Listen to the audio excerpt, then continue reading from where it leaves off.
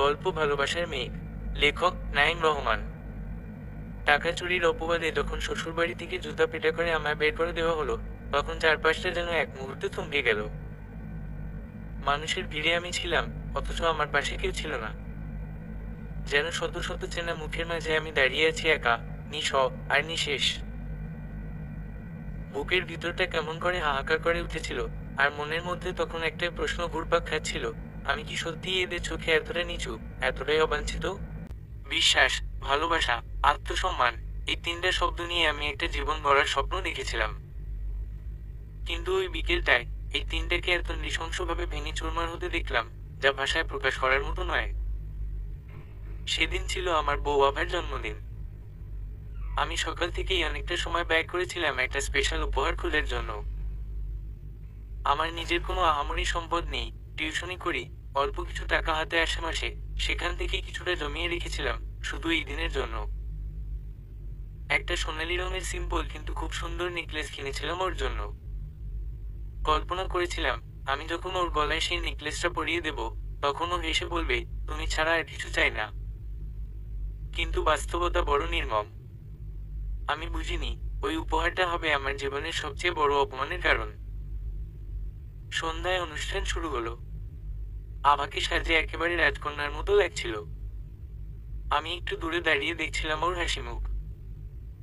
সবাই একে একে উপহার দিচ্ছে, ছবি তুলছে, হেসে কথা বলছে। আমার মন বলছিল, এটাই তো জীবন। আমারও তো ভাগ আছে এই আনন্দে। যদি আমি এতিম না হয় কোন ভালো ঘরের সন্তান হতাম, তাহলে হয়তো এমন দিন আমিও পেতাম জীবনে।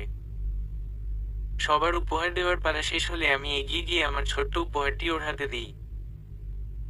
নেকলেসটা যখন ওর গলায় পরিয়ে দিলাম, তখন কেউ কিছু বলছিল না। ওর চোখে ছিল অদ্ভুত এক উজ্জ্বলতা। কিন্তু সেই আলোটা মুছে যেতে সময় লাগলো মাত্র 10 মিনিট। হঠাৎ চিৎকার শুরু হয়, আমার টাকা নেই, আমার 80,000 টাকা নেই। এই চিৎকার আসে আবার ছোট কাকিমার রুম থেকে। তিনি বললেন, দুপুরে নিজের ঘরের ড্রয়ারে টাকা রেখেছিলেন, এখন সেই টাকা গায়েব। আবার কাকিমার মতে দুপুরেই নাকি তিনি ড্রয়ারে 80,000 টাকা রেখেছিলেন, যে টাকাটা এই মুহূর্তে পাওয়া যাচ্ছে না। কেউ চুরি করেছে টাকাটা ওনার রুমের ড্রয়ার থেকে। স্বাভাবিকভাবেই আমার শ্বশুর বাড়ির সবাই মিলে আমার দিকেই চুরির অপবাদ দিয়ে দেয়। তাদের কথা মতো আমার মতো গরিব এতিমের বাচ্চা হুট করে এত টাকার নেকলেস কিভাবে কিনতে পারে? আজকে টাকাটা হারিয়ে গেছে আর নেকলেসটা কেনা হয়েছে বিকেলে। অনুষ্ঠানে আসা এতগুলো মানুষের মধ্যে যখন আমার দিকে এভাবে চুরির অপবাদ দেওয়া হলো, লজ্জায় আমার মাথা কাটে যাচ্ছিল। একজন বলল, আজকে টাকা হারালো আর আজই নতুন নেকলেস। কাকতালীয়। আরেকজন ফিসফিস করে বলে, এতিম, গরিব ছেলে, কে জানে কি করছে।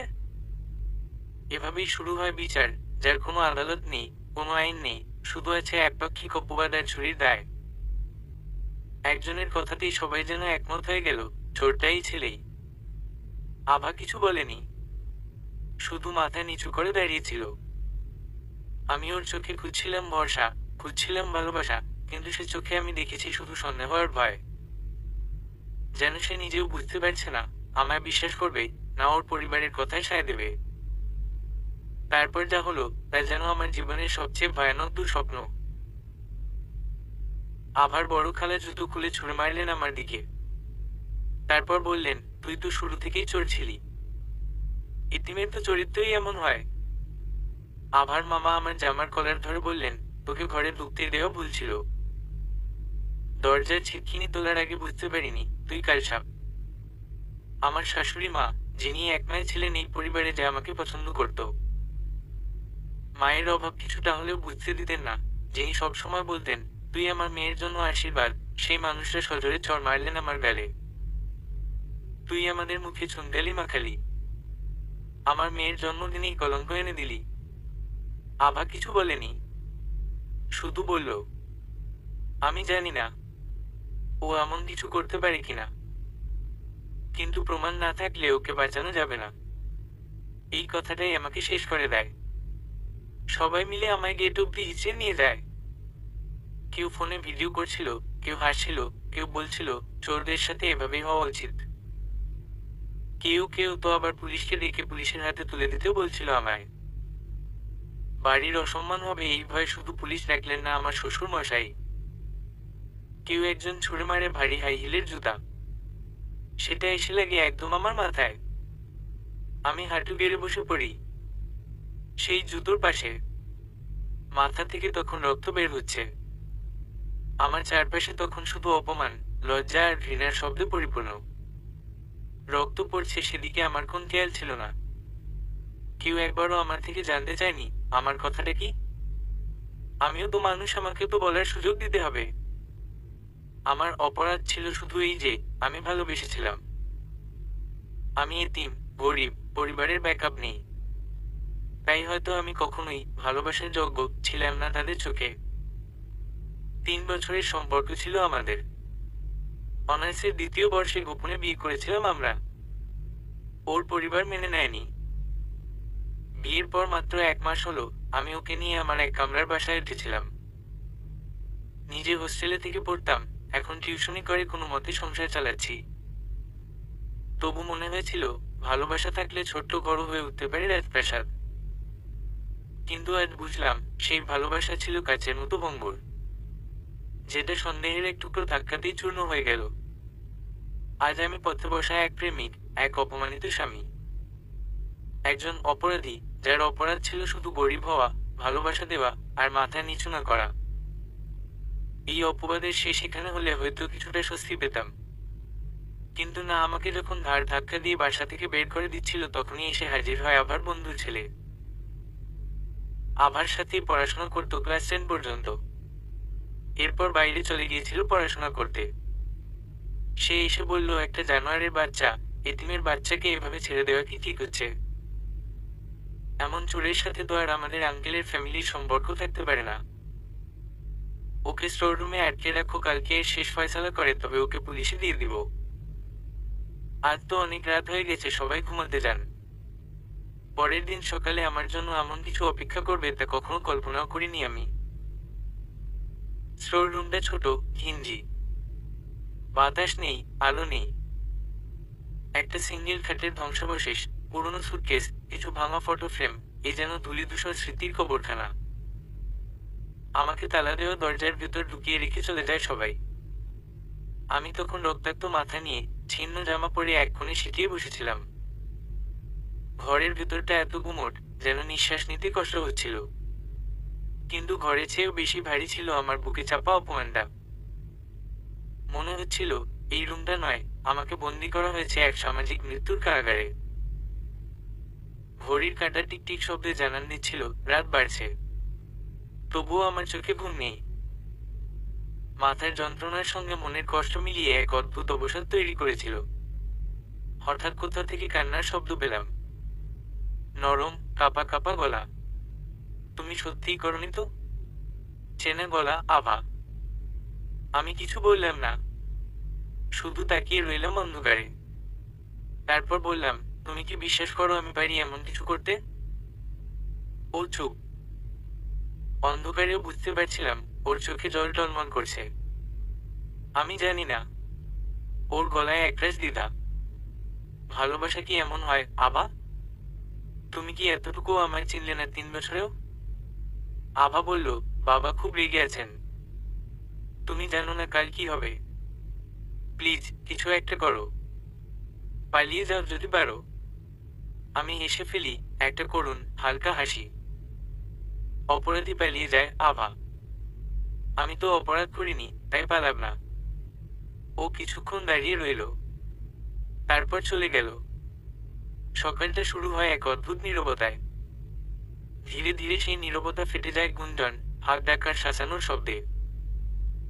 আমাকে শার্টের কলার ধরে টেনে হিঁচড়ে বের করে আনা হলো স্টোর রুম থেকে। মাথা থেকে রক্ত গড়িয়ে পড়ে আমার সাদা শার্ট লাল করে দিয়েছে। রক্তগুলো শুকিয়ে লেগে গেছে শার্টের সঙ্গে।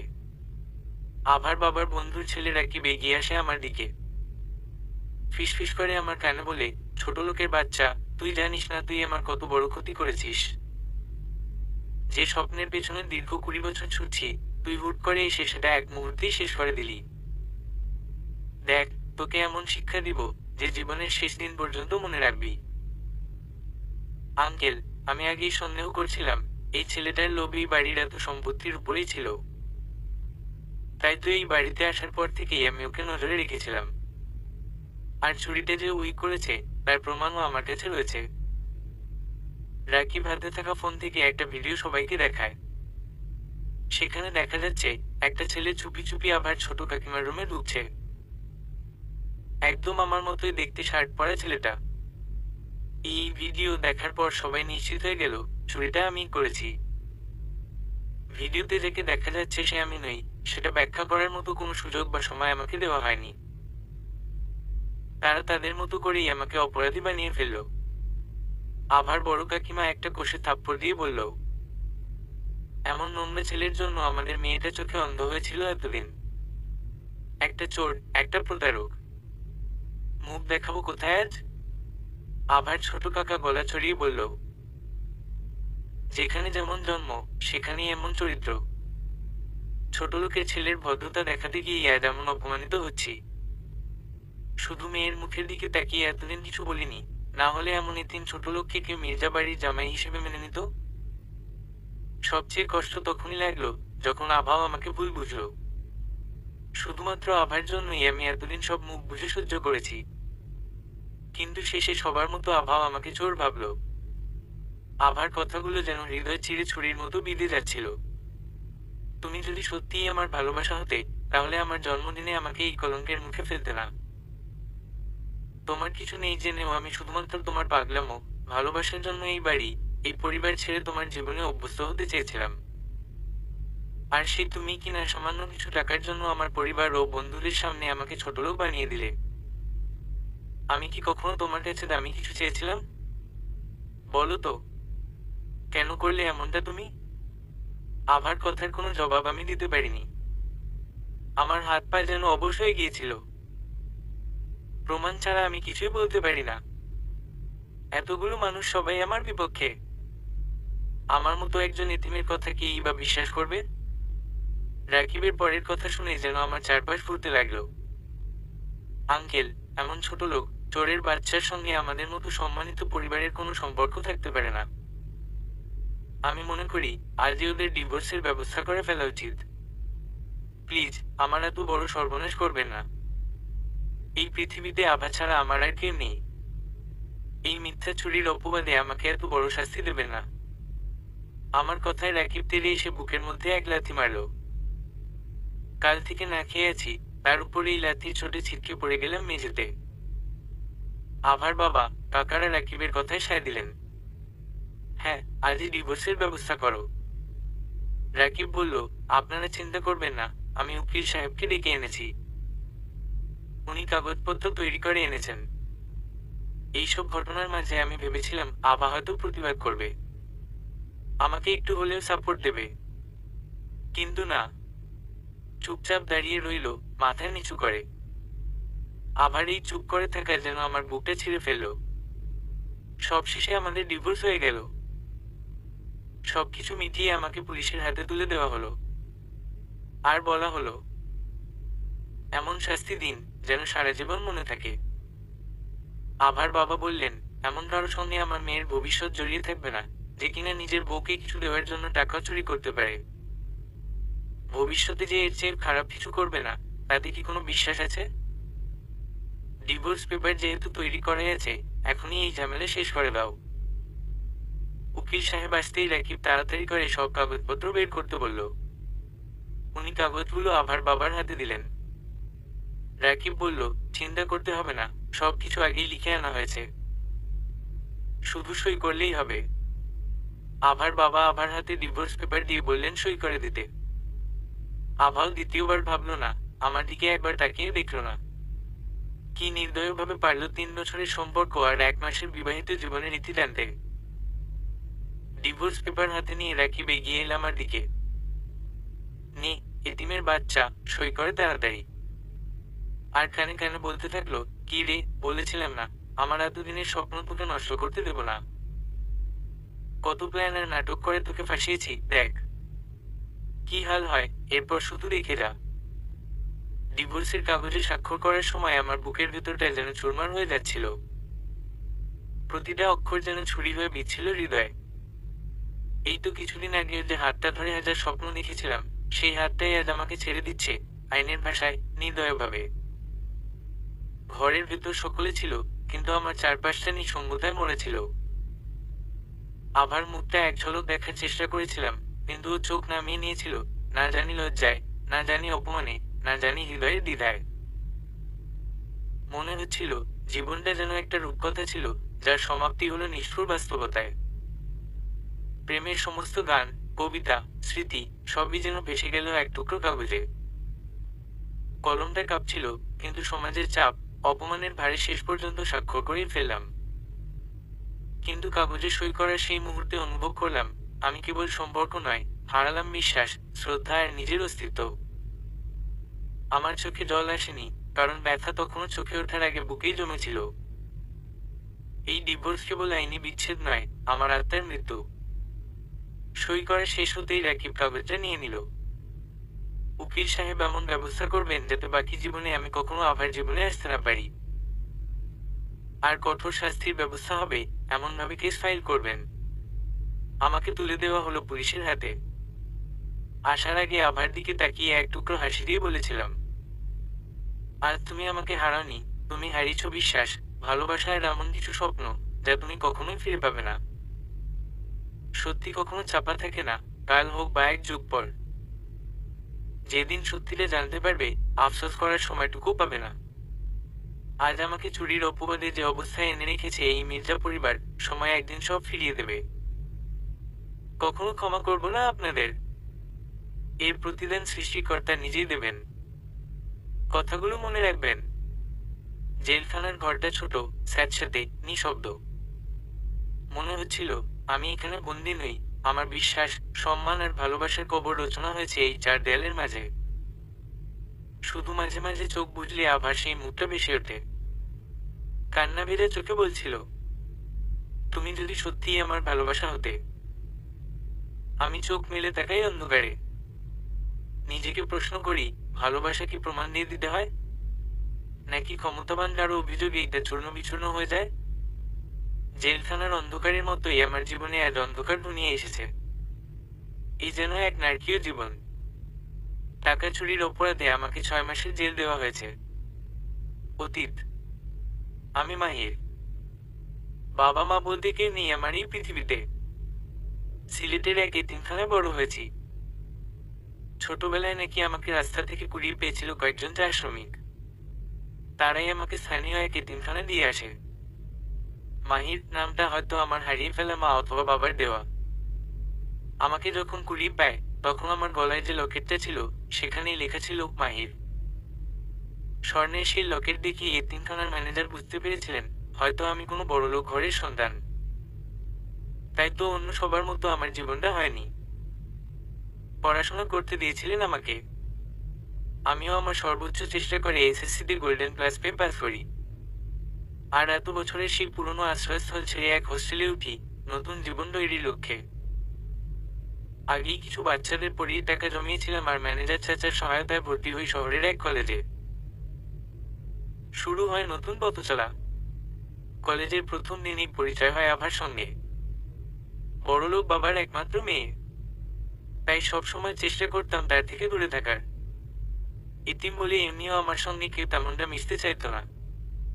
পৃথিবীতে কেউই একা থাকতে চায় না। কেউই একাকিত্ব পছন্দ করে না। কিন্তু যখন মানুষ অনেকের ভিড়ে থেকে একা অনুভব করে, কারো সঙ্গচায়ের সম্মুখীন হয়ে দিনের পর দিন চলতে থাকে, তখন মানুষ বাধ্য হয়ে একা থাকতে শুরু করে। একা থাকতে থাকতে একটা সময় মানুষ একাকিত্বকেই ভালোবেসে ফেলে। তখন সে সবকিছু একা একাই সামলে নিতে শিখে যায়। আমার ক্ষেত্রেও তেমনটাই হয়েছিল। চুপচাপ কলেজে যেতাম, ক্লাস করতাম, আবার চলে আসতাম। নিজের মতো করে চলতাম। কলেজ, হোস্টেল আর 2টা টিউশনই ছিল আমার জীবন। বিপত্তি হয় প্রথম সেমিস্টার পরীক্ষার পর, যখন পুরো ফার্স্ট ইয়ারে আমার রেজাল্ট সবচেয়ে ভালো হয়। আমি ছাড়া বাকি সবাই বড়লোক বাবার ছেলে মেয়ে। সেখানে আমি, একজন এতিম হয়ে এত ভালো রেজাল্ট করেছি, এটা সবাই মেনে নিতে পারেনি। কিছু স্যার আর কিছু সহপাঠী আমার সঙ্গে খারাপ ব্যবহার করতে শুরু করে। সময়ে অসময়ে আমাকে নিয়ে মজা করত, নানাভাবে অপমান করত। সব মুখ বুজে সহ্য করতাম। একদিন ছেঁড়া শার্ট পরে কলেজে এসেছিলাম বলে সবাই আমাকে নিয়ে হাসাহাসি শুরু করে দেয়। সবাই মজা করলেও আভা কখনো এসবের অংশ হতো না। কিন্তু আজ সবার কথায় আভাও অনেকটা রেগে যায়, আমার দিকেও অনেক কথা ছুড়ে দেয়। সবার কথা শুনে চোখ ভিজে আসে। ক্লাস থেকে চলে যাই সোজা কলেজের পেছনের পুকুর পাড়ে। আমি যখন বসে কাঁদছিলাম আর সৃষ্টিকর্তার কাছে নিজের দুঃখগুলো জানাচ্ছিলাম, তখনই পেছনে থেকে কেউ আমার কাঁধে হাত রাখে। পুকুর পাড়ে যখন নিজের কষ্টের কান্না পুকুরের পানিতে মিশিয়ে দিচ্ছিলাম, তখনই আভা আসে সেখানে। হুট করে কারো হাতে স্পর্শ পেয়ে পিছন ফিরে তাকাই আমি। আভা ধীরে ধীরে এসে আমার পাশে বসে। কিছুক্ষণ কোনো শব্দ করে না, শুধু পুকুরের স্থির জলের দিকে তাকিয়ে থাকে। তারপর নরম কণ্ঠে বলে, মাহির, তুমি হয়তো ভাবছো আমি আজ ক্লাসে যা করলাম সেটা ইচ্ছাকৃত। কিন্তু বিশ্বাস করো, আমি নিজেই জানি না কেন তোমার ওপর রেগে গিয়েছিলাম। আসলে আমি নিজেকে নিয়েই তখন খুব বিভ্রান্ত ছিলাম। সবার সামনে যখন তোমার উপর অন্যায় আচরণ হচ্ছিল, তখন আমি ভেতরে ভেতরে কষ্ট পাচ্ছিলাম। হয়তো সেই কষ্টটাই ভুলভাবে বের হয়ে গিয়েছিল তোমার ওপর। আমি কোনো কথা না বলে চুপচাপ বসে থাকি, চোখ পুকুরের পানির দিকে, মনের মধ্যে শত শব্দের ঝড়। আভা আবার বলে, তুমি জানো মাহির, আমি অনেক কিছু পেয়েছি জীবনে, অর্থ, ভালো পরিবার, সচ্ছলতা, কিন্তু একটা জিনিস পাইনি, সেটা হলো সত্যিকারের সম্পর্ক। বন্ধুত্ব, ভালোবাসা, শ্রদ্ধা, এসব আমি সবসময় চাইতাম কাউকে দিতে, কাউকে পেতে। কিন্তু আশেপাশে সবাই যেন মুখোশ পরে থাকে। আর তুমি আলাদা। তুমি কখনোই এসব মুখোশ পরো না।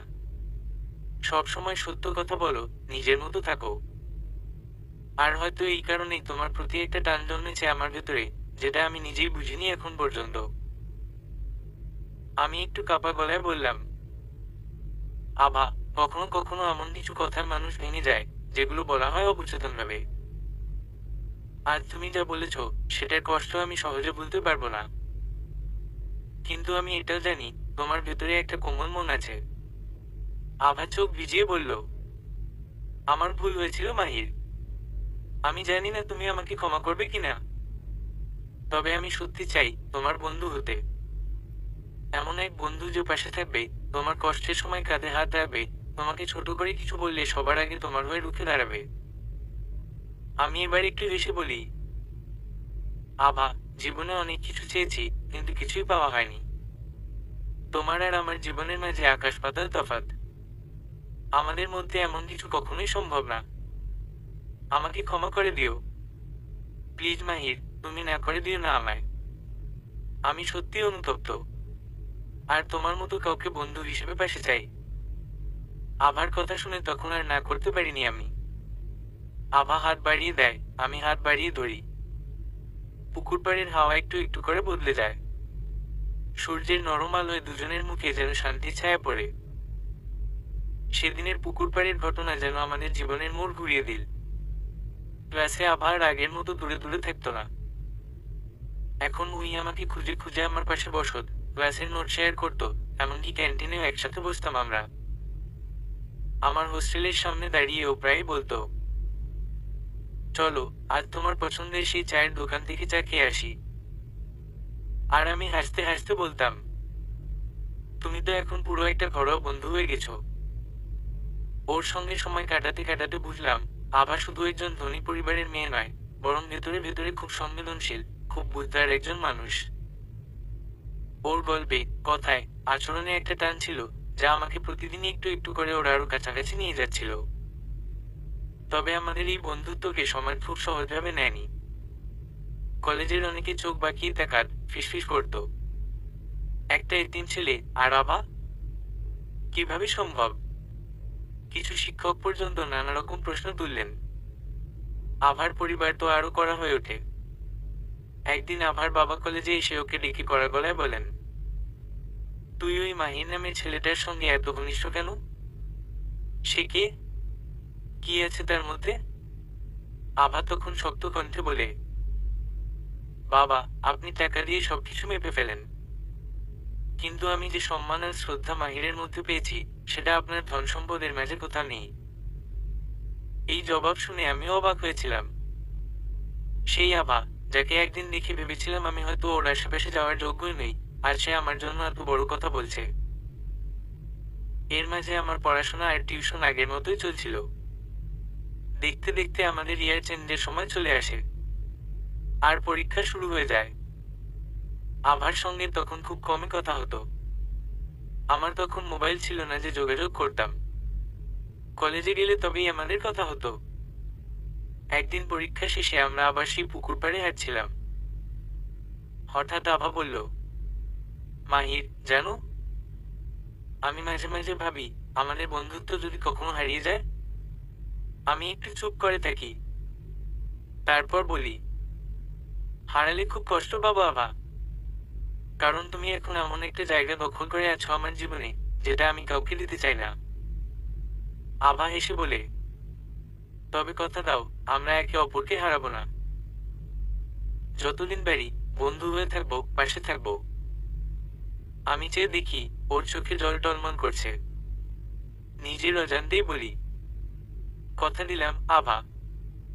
আভা তখন শুধু আমার হাত ধরে রাখে, কিছু বলে না, কিন্তু সেই নীরবতা, সেই স্পর্শ সব বলে দেয়। হুট করে সেদিন আভা আমায় প্রপোজ করে বসে। আভার থেকে এটা আমি কখনো আশা করিনি। আভাকে যে আমি ভালোবাসিনি এমন না, কিন্তু সেটা ছিল একপাক্ষিক, যা কখনো পূরণ হওয়ার কথা নয়। আভার কথায় আমি সেদিন কোনো জবাব দিতে পারিনি, চুপ করে চলে আসি হোস্টেলে। এরপর বাকি পরীক্ষার সময় আর কখনো তার সঙ্গে কথা বলিনি।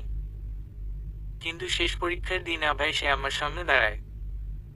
আমাকে টেনে নিয়ে যায় সেই পুকুর পাড়ে, যেখানে আমাদের অসংখ্য স্মৃতি জমা রয়েছে।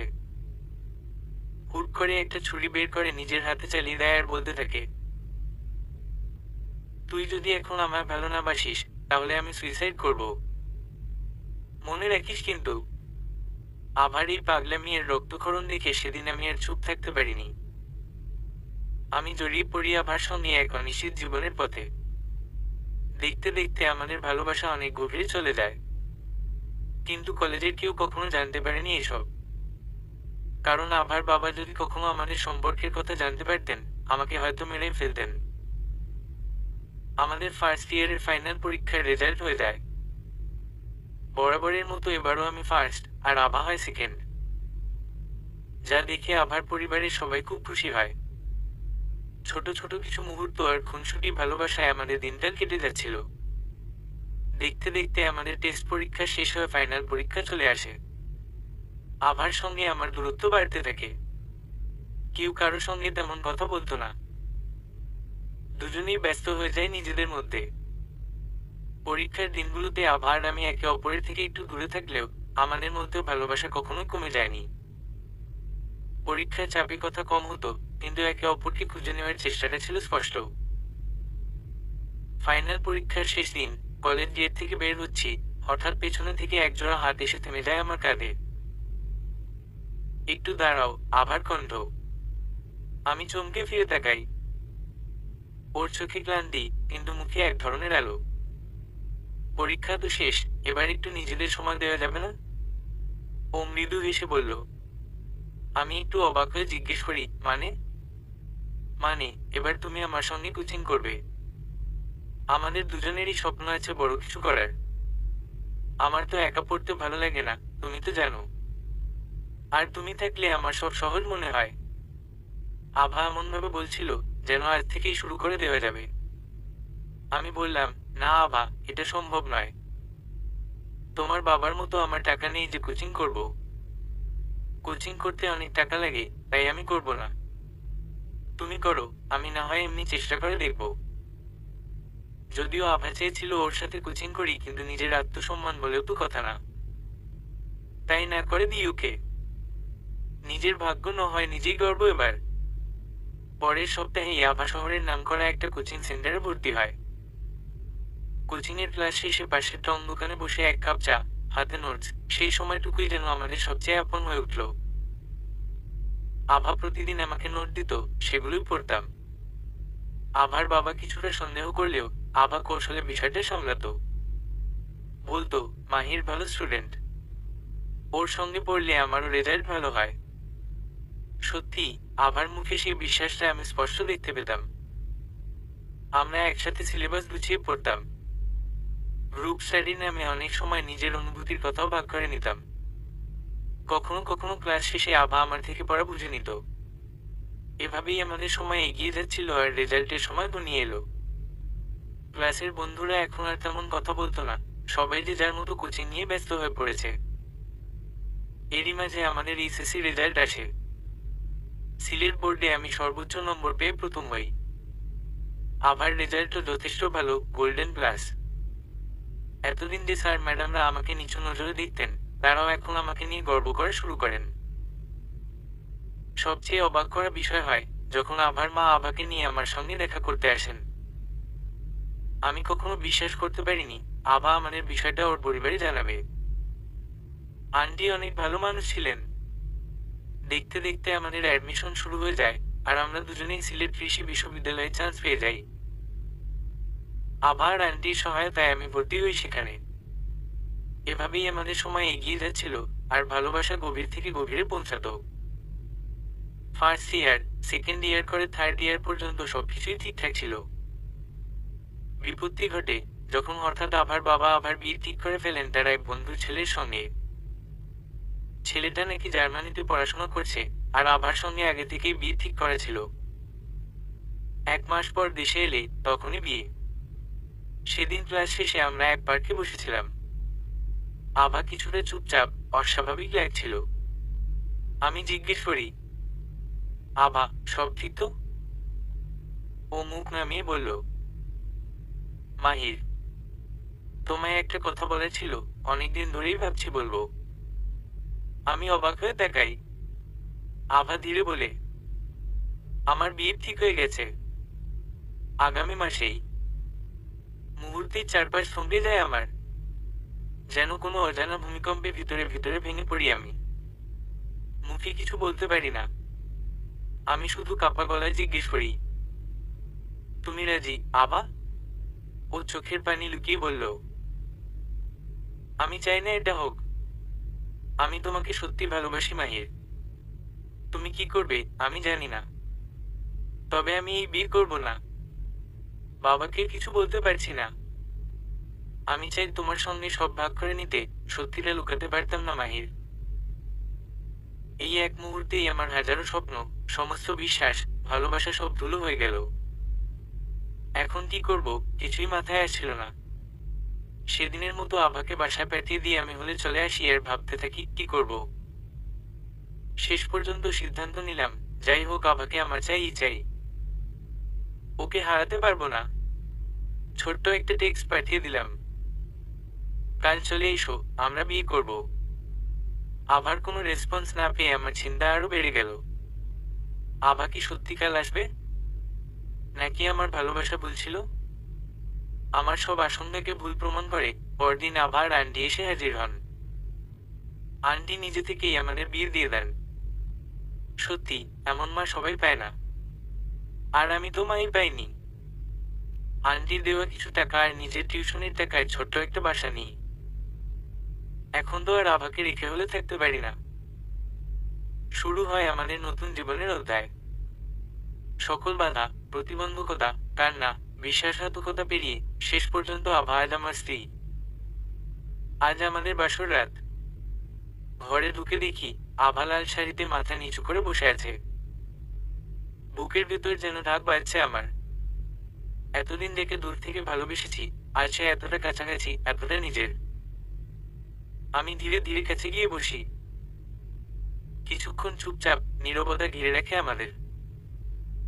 তারপর বলি, আভা, আজকের এই রাত শুধু শরীরের কাছে আসার জন্য নয়, আমি চাই আমরা হৃদয়ের কাছেও একে অপরকে জাগিয়ে তুলি। যদি কখনো তোমার মনে কষ্ট থাকে, ভয় থাকে, তুমি আমায় বলতে পারো। আমি জোর করে কিছু চাই না, শুধু চাই তুমি আমার পাশে থাকো, তোমার মতো করে। আভা ধীরে মাথা তোলে, চোখে জল টলমল করছে। তুমি জানো মাহির, এই রাত আমি বহুবার কল্পনা করেছিলাম, কিন্তু ভাবিনি এমনভাবে তোমার সঙ্গে বসবো, এমন একটা জীবন শুরু করব। আমি ওর হাত ধরতে গেলে সে ধীরে হাতটা আমার দিকে বাড়িয়ে দেয়। সেই স্পর্শে যতটা না জোরতা, তার চেয়েও বেশি ছিল ভালোবাসা। আমি বুঝি আজ থেকে আমার আর আভার পথ সত্যিই এক হয়ে গেছে। রাতটা কাটে গল্পে, হাসিতে, কখনো নীরবতায়, কখনো একে অপরের চোখে হারিয়ে গিয়ে। শরীরের চেয়েও বেশি ছিল আত্মার টান, দুজনের নতুন জীবনের প্রথম পদক্ষেপ। ভালোবাসা আর খুনসুটির মধ্যে দিয়ে আমাদের দিন কাটতে থাকে। কিন্তু কথায় আছে না, সুখ বেশি দিন থাকে না, আমাদের ক্ষেত্রেও তাই হয়। আভার বাবা তখন ব্যবসার কাজে সিলেটের বাইরে ছিলেন। আর ঠিক সেই সময়ই আমাদের বিয়েটা হয়। তিনি ফিরে এসে রাগারাগি শুরু করেন। শেষ পর্যন্ত মেয়ে আর স্ত্রীর মুখের দিকে তাকিয়ে আমাদের মেনে নিলেও তার মনে ছিল অন্য কিছু, যা আমি বুঝতে পারি 1 মাস পরে। আভারের জন্মদিনে যখন ওদের বাসায় যাই, তখনই আমার জীবনের ভয়ঙ্কর এক কালো অধ্যায় শুরু হয়। বর্তমান 6 মাসের সাজা শেষে যখন জেল থেকে বের হই, তখন বিকেল। জেল থেকে বের হয়েই আভার বাসার সামনে যাই, তাকে এক নজর দেখার জন্য। কিন্তু এমন কিছু যে দেখতে হবে তা কখনো কল্পনাও করিনি। আমার ভালোবাসা, আমার বেঁচে থাকার অবলম্বন আভা, যে বলেছিল আমার জন্য জীবন পর্যন্ত দিয়ে দেবে। সে কিনা। আভাদের বাসার গেটের সামনে আসতেই আমার পৃথিবীটা থমকে যায়। সারা বাড়ি সাজানো হয়েছে রঙিন সাজে, যেন রাতের সব অন্ধকার দূর হয়ে আলোর খেলা চলছে। একটু এগিয়ে যেতেই সবকিছু পরিষ্কার হতে লাগলো দিনের আলোর মতো। আজ আমার আভার বিয়ে, ঠিক আমার নয়, এখন তো সে অন্য কারো রঙের ছোঁয়া। দাঁড়িয়েছিলাম বিয়েবাড়ির সামনে। চোখ দিয়ে টুকটাক করে জল গড়িয়ে পড়ছে। ছেলেদের নাকি সহজে কাঁদতে নেই, কিন্তু আমার আকাশে আজ যে মেঘ জমেছে, সেই ভালোবাসার মেঘ ঝরে পড়ছে বৃষ্টির রূপে। আমার এই কান্না আজ আভার হৃদয় পৌঁছাবে না। আজ আমার আভাকে খুব সুন্দর করে সাজানো হয়েছে। লাল শাড়িতে তাকে একদম লাল পরীর মতো লাগছে। দূর থেকে দেখছি শুধু আমার পরীটাকে, যেমন দেখেছিলাম বাসর রাতে নীল শাড়িতে এক নীল পরীকে। আভার সাথে 1 মাসের সংসার ছিল আমার। ভালোবেসে যাকে বিয়ে করেছিলাম, আজ মনে হচ্ছে তা ছিল বড়লোক বাবার মেয়েদের ক্ষণিকের মোহ আর আবেগের সংসার। সামান্য কিছু টাকা চুরির অপবাদে আজ আমাদের মাঝে এক আকাশ দূরত্ব। কি রে, এতিমের বাচ্চা, এখানে দাঁড়িয়ে সাবেক বউয়ের বিয়ে দেখতে এসেছিস, নাকি নতুন কোনো মতলব? রাকিব, তোদের মতো চোরদের তো সবসময় মতলব থাকে। চুপচাপ চলে যাবি, না ঘাড় ধাক্কা দিয়ে বের করে দেব, নাকি আভার হাতে সোহাগ খেতে চাস? এই বলে আভাকে ডাকতে থাকে রাকিব। আভাকে দেখে আমি এগিয়ে গিয়ে ওর হাত ধরে ফেলি। প্লিজ আভা, এমনটা করো না। বিশ্বাস করো, আমি এমন কিছু করিনি। টাকাগুলো আমার টিউশনির জমানো টাকা ছিল। আভা আমার কথা বিশ্বাস করেনি। সবার মতো সেও দূরে সরে গেল।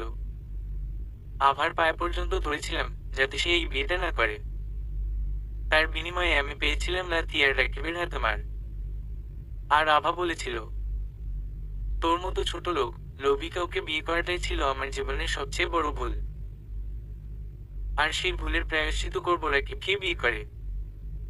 কুকুরের মতো করে আমাকে বের করে দিয়েছিল আভার বাবা। সেদিন আমি কিছু বলতে পারিনি, তবে একটা শপথ করেছিলাম, এই অপবাদের বদলা একদিন নেব, খুব ভয়ঙ্কর ভাবেই নেব সেদিন। শেষবারের মতো আভাকে এক নজর দেখে চলে আসি সেখান থেকে। উদ্দেশ্য, এই শহর ছেড়ে বহু দূরে চলে যাওয়া। রাতের ট্রেনেই রওনা দিলাম ঢাকার দিকে।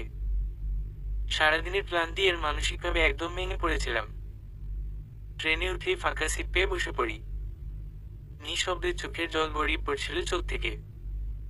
ট্রেনের চাকার শব্দ যেন বুকের ভেতর বাজতে থাকা যন্ত্রণা আর অভিমানের সুরে মিশে যাচ্ছিল। জানালার বাইরের অন্ধকার দৃশ্যের মধ্যে আমি যেন নিজের ভবিষ্যৎ খুঁজছিলাম। সামনে কিছুই নেই, একদম শূন্য। শুধু অপমান, অপবাদ আর এক বুক কষ্ট নিয়ে এই শহর ছাড়ছি। পাশের সিটে মেয়েটা চুপচাপ বসে আছে। ওর মুখে কোনো কৌতূহল নেই, বরং একটা আশ্চর্য রকমের শান্তি। যেন আমার ব্যথার সাথে ওর কোনো অদৃশ্য যোগ আছে। আপনার নাম কি? মেয়েটা জিজ্ঞেস করলো নরম কণ্ঠে। মাহির, আমি মুখ ফিরিয়ে বললাম। আমি নুসরাত তাবাসসুম মাহি, সংক্ষেপে মাহি। আমি মাথা নেড়ে সাড়া দিলাম, কিন্তু কোনো কথা বাড়ালাম না। দেখেছেন, আমার আর আপনার নামের মধ্যে কতটা মিল। আচ্ছা ভাইয়া, আপনি এত চুপচাপ কেন? কিছু হয়েছে কি? আমাকে বলতে পারেন ইচ্ছে হলে। এতক্ষণ চুপচাপ থাকলেও এখন কেন জানি মেয়েটাকে বলতে ইচ্ছে করছিল আমার বিভীষিকাময় কষ্টগুলো। মনে হচ্ছিল এই মেয়েটা আমার খুব কাছের কেউ, যার সাথে কথা বললে হৃদয় প্রশান্তি আসে। এক এক করে আমাদের বিয়ে আর আমাকে দেওয়া মিথ্যা অপবাদের কথা মাহিকে জানালাম। সব শুনে মেয়েটার চোখে জল চলে এল। শুনুন ভাইয়া, কিছু কথা বলি। কখনো কখনো জীবনে এমন কিছু মুহূর্ত আসে যখন চারপাশের সব বিশ্বাস, ভালোবাসা আর মানুষ আমাদের ছেড়ে চলে যায়। তখন মনে হয় আমরা একা। অথচ এই একাকিত্বই আসলে আমাদের সবচেয়ে বড় শিক্ষক, যেখান থেকে উঠে আসে নতুন আমি। বিশ্বাস করুন, আপনি একা নন। মেয়েটার প্রতিটি শব্দ যেন আমার বুকের গভীরে গিয়ে আঘাত করল। চোখের কোণে জমে থাকা কান্না এবার আর আটকে রাখতে পারলাম না। নিজের অজান্তেই বলে ফেললাম, তুমি জানো না কতটা কষ্ট হয় যখন তুমি কাউকে ভালোবেসে নিজের সর্বস্ব দিয়ে দাও, আর শেষে শুধু অপমান আর অবিশ্বাস পাও। মাহি দীর্ঘ নিঃশ্বাস ফেলে বলল, জীবনে কখন, কোথায়, কিভাবে আমাদের পরীক্ষা নেওয়া হয় তা বলা যায় না। হয়তো এটাও হয়েছে আপনার ভালোর জন্যই ভাইয়া। আমরা একসাথে ট্রেনের জানালার বাইরে তাকিয়ে থাকলাম, দুইজন অপরিচিত মানুষ, যারা একে অপরের নাম জানার আগ পর্যন্ত অচেনা ছিলাম, আর এখন কত আপন মনে হচ্ছে। ঢাকায় নামার সময় মাহি বলল, আপনি কোথায় যাবেন? জানি না। একটা হোস্টেল খুঁজে থাকবো, চাকরির চেষ্টা করব, আবার জীবনটা গুছিয়ে নেব। মাহি একটু থেমে বলল, আপনি চাইলে আমাদের অফিসে জয়েন করতে পারেন। আমার তো বাবা নেই আর আম্মুও অসুস্থ, তাই অফিসের দেখাশোনাটা আমাকেই করতে হয়। সিলেটে গিয়েছিলাম অফিসের কাজে আর একজনকে খুঁজতে, কিন্তু যে হারিয়ে যায় তাকে কি আর সহজে পাওয়া যায়? মাহির কথায় আমি না করতে পারলাম না। এই অচেনা শহরে চাকরি পাওয়া সত্যিই সোনার হরিণ। আর আমার মতো একজন অনার্স শেষ করা বেকারের জন্য তো আরো অসম্ভব ব্যাপার। কিন্তু আমার তো কোনো অভিজ্ঞতা নেই, আর কি কাজ করব সেটা জানি না। আপনাকে টেনশন করতে হবে না ভাইয়া, আপাতত জয়েন হয়ে যান, তারপর আস্তে আস্তে সব শিখে যাবেন। আমি প্রথমবার ওর চোখের দিকে তাকালাম। এমন নিষ্পাপ, কষ্টে পড়ে চোখ, অথচ এক অদ্ভুত দৃঢ়তায় ভরপুর। আচ্ছা, আমি ভাববো বলেই মাথা নোয়ালাম। নীলে চলে গেল। আমি একা রেল স্টেশনের এক কোণে দাঁড়িয়ে ভাবছিলাম, সত্যিই কি আমি আবার শুরু করতে পারবো? আবার বিশ্বাস করতে পারবো কাউকে? পকেট থেকে মোবাইলটা বের করে আবার নম্বর দেখি। অনেকক্ষণ তাকিয়ে থাকি, তারপর মোবাইলটা বন্ধ করে ফেলি। মাহির ভরসায় এক নতুন জীবনের শুরুর অপেক্ষা। সিলেট থেকে আসতে আসতে তখন দুপুর প্রায় 12টা বেজে গেছে। তাই মাহির সাথেই একটা হোটেল থেকে খেয়ে নিলাম, আর তার ফোন নম্বর নিয়ে চলে আসতে যাব, তখন মাহি বলে উঠল, আপনি থাকবেন কোথায়? মেস বা হোস্টেল ম্যানেজ করে নেব কোনো একটা। কিন্তু ভাইয়া, ঢাকা শহরে হুটহাট মেস বা হোস্টেল পাওয়া এত সহজ ব্যাপার না, বুঝলেন? আপনি বরং আমার সাথে চলুন, মেস পাওয়ার আগ পর্যন্ত আমাদের বাসায় থাকবেন কেমন? আমি খানিকটা দ্বিধায় পড়ে যাই। একটা অচেনা মেয়ের বাসায় গিয়ে ওঠা, সমাজের চোখরাঙানি, অজানা মানুষের তীক্ষ্ণ মন্তব্য, কিংবা মাহির পরিবারের অস্বস্তি, সবকিছু একসাথে মাথায় ঘুরপাক খেতে থাকে। তবে মাহির চোখে যে স্নিগ্ধ নির্ভরতা ছায়া, তাতে আমার সংখ্যাগুলো একটুখানি হলেও ফিকে হয়ে যায়। তোমার বাসায় গেলে কেউ কিছু বলবে না তো? মাহি এসে বলে, আমাদের বাসায় শুধু আমি আর আমার অসুস্থ মা, কেউ কিছু বলার নেই। বরং আপনি না গেলে আম্মু চিন্তা করবে আমি একা একটা ছেলেকে বাইরে ছেড়ে আসছি। অদ্ভুত মায়ায় বাধা পড়ে গেলাম আমি। হয়তো খুব বেশি একা হয়ে পড়েছিলাম, তাই এই সামান্য সহানুভূতি যেন বাঁচিয়ে দিল আমায়। আরহাব শেখের তিলে তিলে গড়া সম্পত্তি আর ধ্বংসের পথে। প্রেম করে বিয়ে করেছিলেন তারই ক্লাসমেট মিষ্টিকে, তাই মিষ্টি বা তার বাবা মা তাদের মেনে নেননি। বিয়ের পর থেকে মিষ্টিকে কখনো কোনো অভাব বা কষ্টে ফেলেননি আরহাব শেখ। সেই তিনি 3 বছর আগে মিষ্টিকে সবচেয়ে বড় আঘাত দিয়ে গেছেন। সিলেটে গিয়েছিলেন অফিসের কাজে, সঙ্গে ছিলেন মিষ্টি শেখ। ভয়াবহ রোড অ্যাক্সিডেন্টের স্পটেই মারা যান আরহাব। আর মিষ্টি হারান হাঁটা চলার ক্ষমতা। সে সময় থেকে আরহাব শেখের যাবতীয় কাজ দেখাশোনা করতেন তারই ছোট ভাই আনাব। কিন্তু গত 3 বছরে কোম্পানিতে এত পরিমাণ ক্ষতি হয়েছে যে এভাবে চলতে থাকলে খুব তাড়াতাড়ি সবকিছু নিলামে চলে যাবে। তাই উপায় না দেখে সদ্য এইচএসসি শেষ করা মাহিকে অফিসে দেখভাল করতে হচ্ছে। বাবার রেখে যাওয়া এসব কিছু তো আর নষ্ট হতে দিতে পারে না সে। বিয়ের পর যখন কেউ আরব আর মিষ্টিকে মেনে নেয়নি, তখন থেকেই তিলে তিলে গড়ে তুলেছিলেন বিশাল এই শেখ সাম্রাজ্য, যা এখন ধ্বংসের পথে। দুপুর গড়িয়ে বিকেল প্রায়, মাহিকে নিয়ে বাসায় পৌঁছে তাবাসসুম। তার সঙ্গে কোনো ছেলেকে দেখে ভীষণ চমকে ওঠেন তারই চাচি রিমি শেখ। আবার সম্পত্তি হাতছাড়া হয়ে গেল না তো, এই ভেবে মাথায় ঘুরপাক খেতে থাকে রিমি শেখের। মাহিকে নিয়ে সোজা মায়ের রুমের দিকে এগিয়ে যায় তাবাসসুম। পেছনে থেকে আড়ি পাতে রিমি শেখ শোনার চেষ্টা করেন তিনি যা ভাবছেন তা সত্যি কিনা। বিছানায় অনেকটা আছোয়া হয়ে একটা বই পড়ছিলেন তাবাসসুমের মা মিষ্টি শেখ। রুমে কারো আসার শব্দে ফিরে তাকান সেদিকে। তাবাসসুমকে দেখে স্বস্তির নিঃশ্বাস ফেলেন তিনি, মেয়েটা ফিরে এসেছে, যাক। যৌবনের সবচেয়ে প্রিয় শহর সিলেট এখন তার জন্য এক অভিশপ্ত শহরে পরিণত হয়েছে। এক সময় কতবার গিয়েছেন সেখানে, আর এখন সে শহরই আতঙ্কের নাম। 2বার ঘটে যাওয়া কালো অধ্যায়ের স্মৃতি দেখে তাড়া করে ফেরে। মেয়ের সঙ্গে এক অপরিচিত ছেলেকে দেখে মুখটা গম্ভীর হয়ে ওঠে, ভারী কণ্ঠে জিজ্ঞেস করেন ছেলেটাকে, তাবু। তাবাসসুমকে সংক্ষেপে তাবু বলা হলো।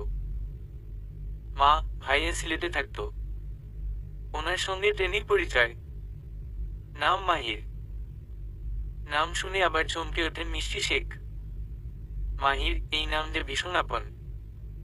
তারই হারিয়ে যাওয়া কলিজার টুকরো ছেলের নাম ছিল এটা। চোখ বুলিয়ে ভালো করে দেখে নেন ছেলেটাকে। কেমন যেন ভীষণ পরিচিত মনে হচ্ছে। কত আপন সেই হারিয়ে যাওয়া রত্ন। কিন্তু তোর সঙ্গে তার কি সম্পর্ক? আর হঠাৎ ঢাকায় আসার কারণে বা কি? তারপর মাহিরের সঙ্গে ঘটে যাওয়া কাহিনী মাকে বলে দেব। আচ্ছা ঠিক আছে, তাহলে একটা রুম দেখিয়ে দে, আর অফিসে তোদের সঙ্গে কাজ দেখে ফেলুক। এতক্ষণে সবকিছু শুনে বাইরে থেকে হাফ ছেড়ে বাঁচেন রিমি শেখ। তাদের এত বছরের প্ল্যান যে ভেস্তে যায়নি, সেটা ভেবেই মনে মনে খুশি হন। তবে এই মাহির নামের ছেলেটা যে তাদের সামনে বড় বাধা হয়ে দাঁড়াবে, সেটা ভালোভাবেই বুঝতে পারেন তিনি। তাই তো তারা রুম থেকে বের হওয়ার আগে সেখান থেকে সরে যান রিমি।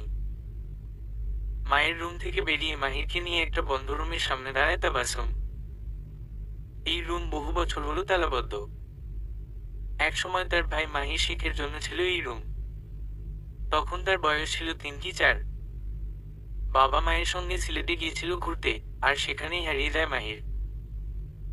তাবাসসুম তখন তার মায়ের পেটে, তাই ভাইকে বাস্তবে কখনো দেখা হয়নি তার।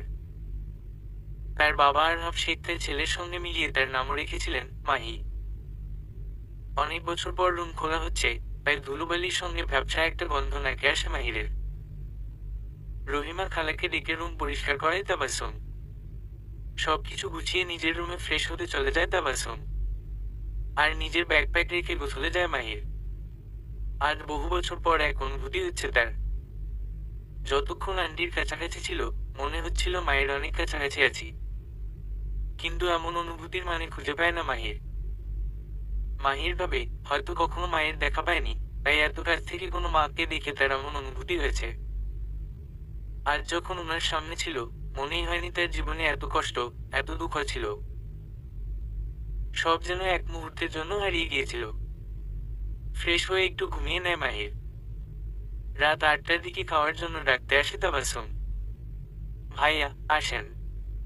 আম্মু আপনাকে নিয়ে একসাথে খেতে বলেছে। আমাকে আপনি করে না বলে তুমি বলো, তাহলে ইজি ফিল হবে, বলে মাহির। ঠিক আছে, তাহলে আমাকে নাম ধরে বলবে কিন্তু, ভাইয়া। বলি এক মিষ্টি হাসি দেয় তাবু। মেয়েটাকে যতই দেখছে, ততই আপন হয়ে উঠছে মাহিরের কাছে।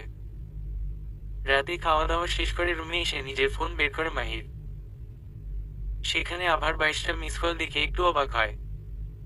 সেই সঙ্গে পুরনো রাগ আর জেদ চেপে বসে মন দেয়। সিমটা বের করে ভেঙে ফেলে, আর ফেসবুকটা ডিলিট করে দেয় চিরতরে। এক নতুন জীবনের সন্ধানে সে এসেছে, সেখানে রাখবে না কোনো পিছুটান। শেষবারের মতো আভার সঙ্গে কাটানো মুহূর্তগুলো মনে করে ঘুমিয়ে যায় মাহির। সকালে ঘুম ভাঙে রহিমা খালার ডাকে। তিনি মাহিরকে চা দিয়ে যান, আর সেই সঙ্গে বলে যান, তাবু মা আপনাকে রেডি হতে বলেছে, একসাথে অফিসে যাবে নাস্তা শেষে।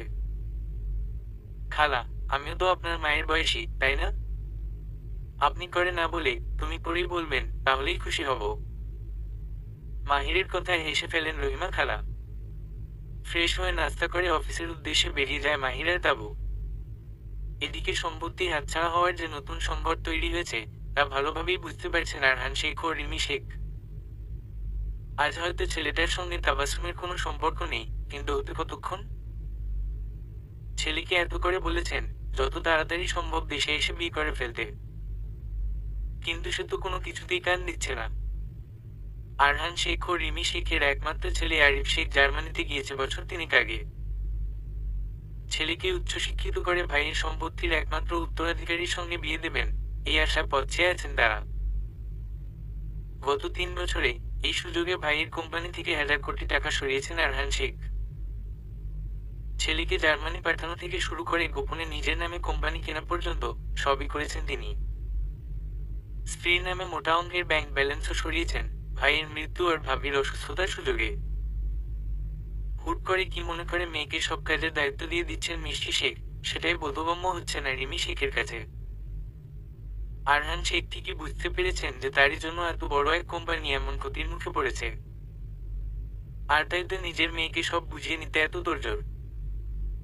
ঢাকা শহরের বিশাল এক গার্মেন্টস ফ্যাক্টরির সামনে এসে গাড়ি থেকে নামা মাহির আর তাবু।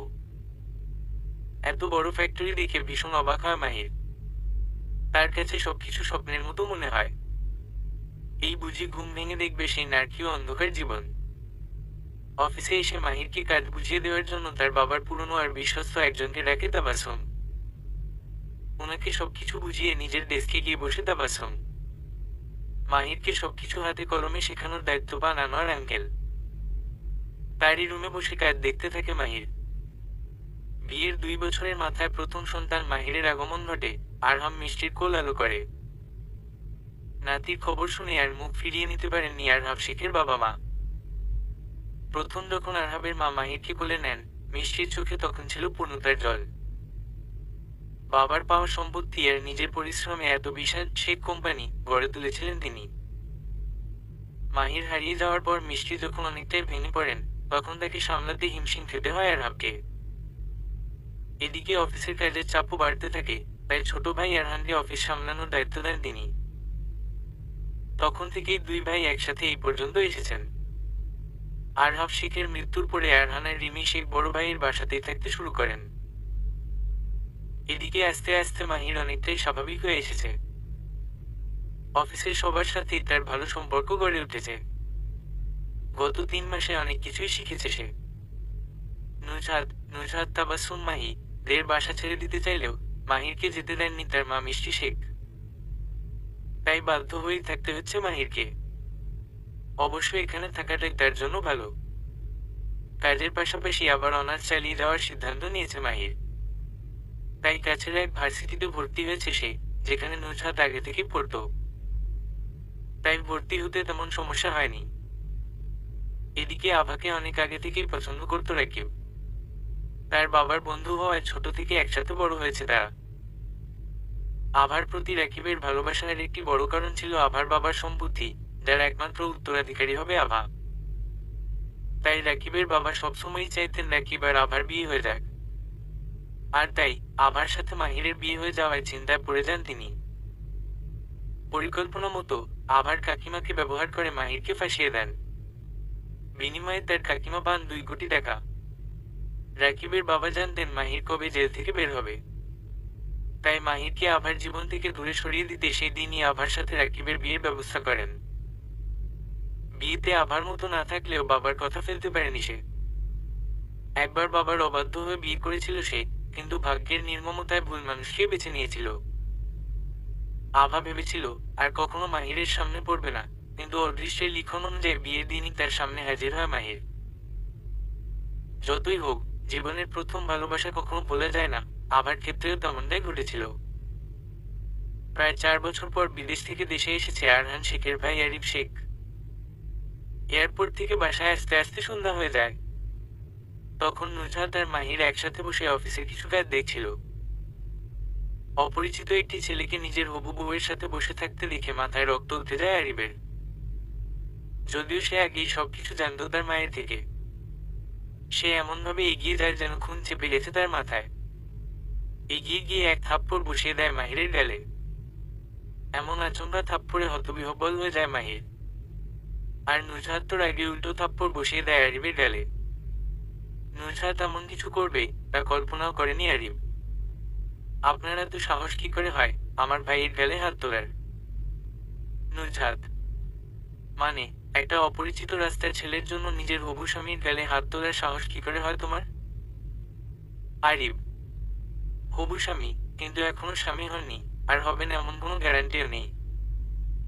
আপনি আমার চাচার ছেলে, তাই এখনো চুপ আছি, না হলে ঘাড় ধাক্কা দিয়ে বাড়ি থেকে বের করে দিতাম।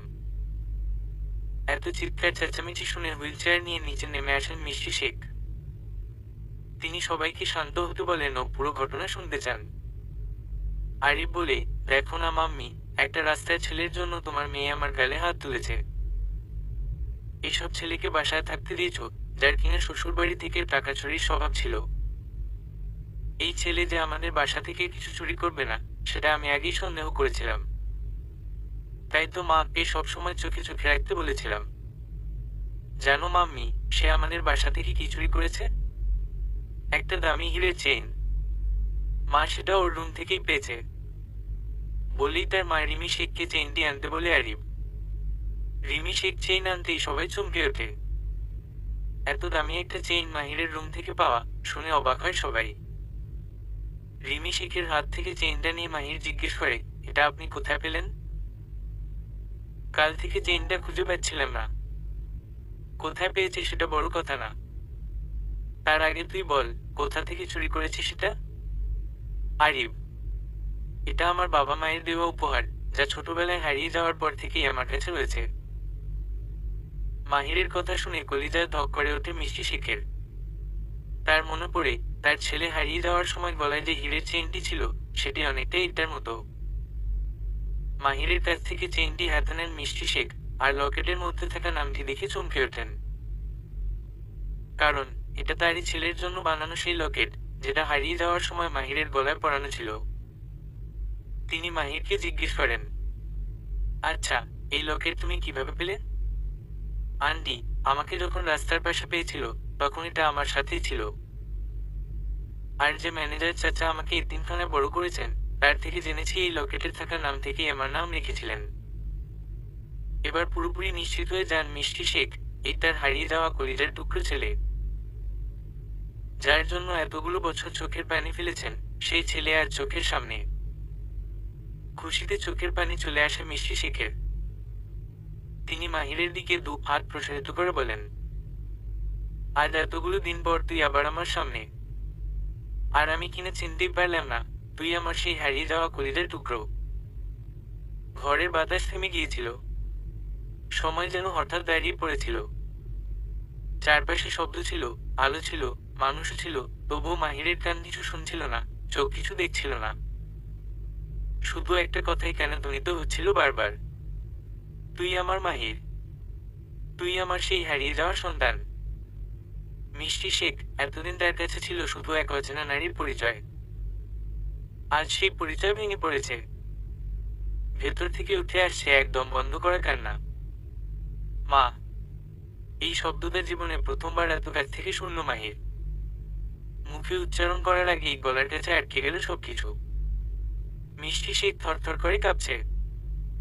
চোখ থেকে গড়িয়ে পড়ছে অশ্রু, ঠোঁট কাঁপছে, কিন্তু মুখে সেই চেনা হাসি, যেটা শুধু একজন মাই তার সন্তানকে দেখে বলতে পারে, তুই হারিয়ে গেলেও আমি তোকে কখনো ভুলিনি।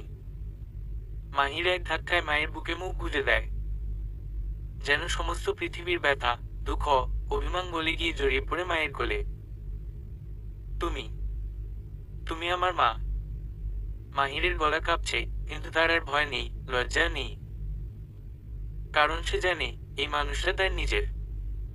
মিষ্টি শেখ মাথায় হাত বুলিয়ে বলেন, তুই আমার বুক থেকে হারিয়ে গিয়েছিলি, কিন্তু আমার বুকের মাঝখান থেকে কখনো না। প্রতিদিন তোকে খুঁজে বেরিয়েছি, তোর নাম ধরে কেঁদেছি। আজ তুই আবার আমার সামনে, আমার কোলে। মাহির কাঁদছে, গলা দিয়ে শব্দ বেরোচ্ছে না, শুধুই কান্না, ভালোবাসার কান্না। তার মনে হলো আজ সে সত্যিই পূর্ণ হয়েছে। এতিম জীবনের সব অপূর্ণতা যেন এই মুহূর্তে ঘুচে গেছে। এতদিন যারা বলতো তোর তো কেউ নেই, তাদের ভুল প্রমাণ করে দিয়েছে এই নিঃশব্দ আলিঙ্গন। মা আর ছেলে দুজনেই কাঁদছে, কিন্তু সেই কান্নায় আজ নেই কোনো বেদনা, আছে শান্তি, আছে পাওয়ার আনন্দ, আছে চিরন্তন এক বন্ধন যা রক্তের চেয়েও গভীর। এত বছর যে বুকের মাঝে একটা ফাঁকা জায়গা ছিল, আজ বুঝলাম ওটাই মায়ের জায়গা ছিল। আজ সেটা পূর্ণ হয়েছে। আজ আমি সম্পূর্ণ। আজ আমি একজন ছেলেও। নুসরাত দৌড়ে এসে ঝাঁপিয়ে পড়ে মাহিরের বুকে। এতগুলো বছর যে ভাইয়ের জন্য অপেক্ষা, বুকের ভিতর জমে থাকা হাহাকার সব একসাথে বেরিয়ে আসে। দুই ভাই বোন জড়িয়ে ধরে কাঁদে। এই কান্না দুঃখের নয়, এটা রক্তের সম্পর্কের কান্না। এতদিনের অভিমান, না পাওয়ার কষ্ট, সব যেন এক ঝড়ে এসে ভেঙে পড়ে একে অপরের কাঁধে। যেই সম্পত্তির জন্য এত কিছু করা হলো, সেই সম্পত্তির নতুন ভাগিদার চলে এসেছে, এটা কিছুতেই মেনে নিতে পারছে না আরহান শেখ ও রিমি শেখ। আরহান শেখ বলে ওঠে, এভাবে কাউকে হুটহাট আমাদের মাহির হিসেবে মেনে নিতে পারবো না, শুধুমাত্র একটা চেইনের উপর ভিত্তি করে। তার কথায় সায় জানায় রিমি শেখ।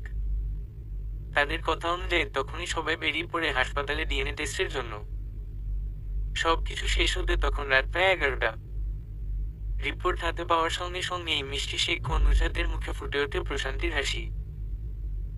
আর আরহান শেখ ও রিমি শেখের মুখে জমে ওঠে অন্ধকারের কালো মেঘ। ডিএনএ টেস্ট রিপোর্ট অনুযায়ী মিষ্টি শেখ ও নুসরাতের সাথে শতভাগ ম্যাচ করে মাহিরের ডিএনএ, অর্থাৎ সেই তাদের হারিয়ে যাওয়া সন্তান মাহির শেখ। ডিএনএ রিপোর্ট হাতে নিয়ে নীরবতায় দাঁড়িয়ে আছে সবাই। মিষ্টি শেখের চোখে জল, তবুও মুখে শান্তির ছায়া। মাহির, তার হারিয়ে যাওয়া ছেলে, আর ফিরে এসেছে। নুসরাত মাথা নিচু করে দাঁড়িয়ে আছে, পাশে আরিফ শেখ। রিমি আর আরহান একেবারে কোণঠাসা, যেন এই একটা রিপোর্ট তাদের সাজানো রাজ্য ভেঙে তছনছ করে দিয়েছে। এত বছর পর ছেলেকে ফিরে পেয়ে মিষ্টি শেখের আনন্দ যেন ধরে না আর। খুনসুটির আর ভালোবাসার মধ্যে দিয়ে কেটে গেছে একটা বছর।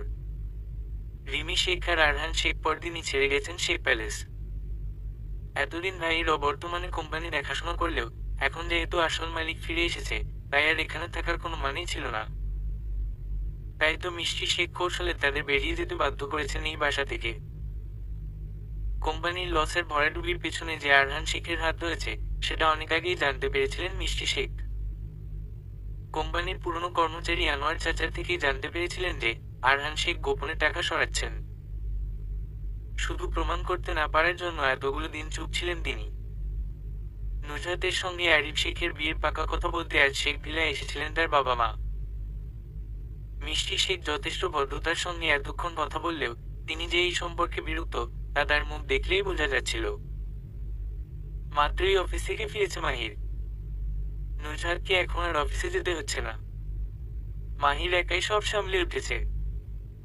আরহান শেখ আর রিমি শেখকে বাসা দেখে পুরনো রাগ আবার মাথা চাড়া দিয়ে ওঠে মাহিরের। এই বিয়েতে তার বা মায়ের কোনো মতো নেই। হাসি মুখে এগিয়ে আসে মাহির এবং টেবিলের উপর কিছু কাগজ এগিয়ে দেয়। এই রিপোর্ট অনুযায়ী গত কয়েক বছরে কোম্পানির যে বিশাল লোকসান হয়েছে, তার পেছনে ছিল ভুয়ো ইনভয়েস, ওভারপ্রাইসের কন্ট্রাক্ট আর ভুয়া ক্লায়েন্ট। আর এই জালিয়াতি সব ছাপিয়ে গেছে তোমার কাছে, আরহান চাচা।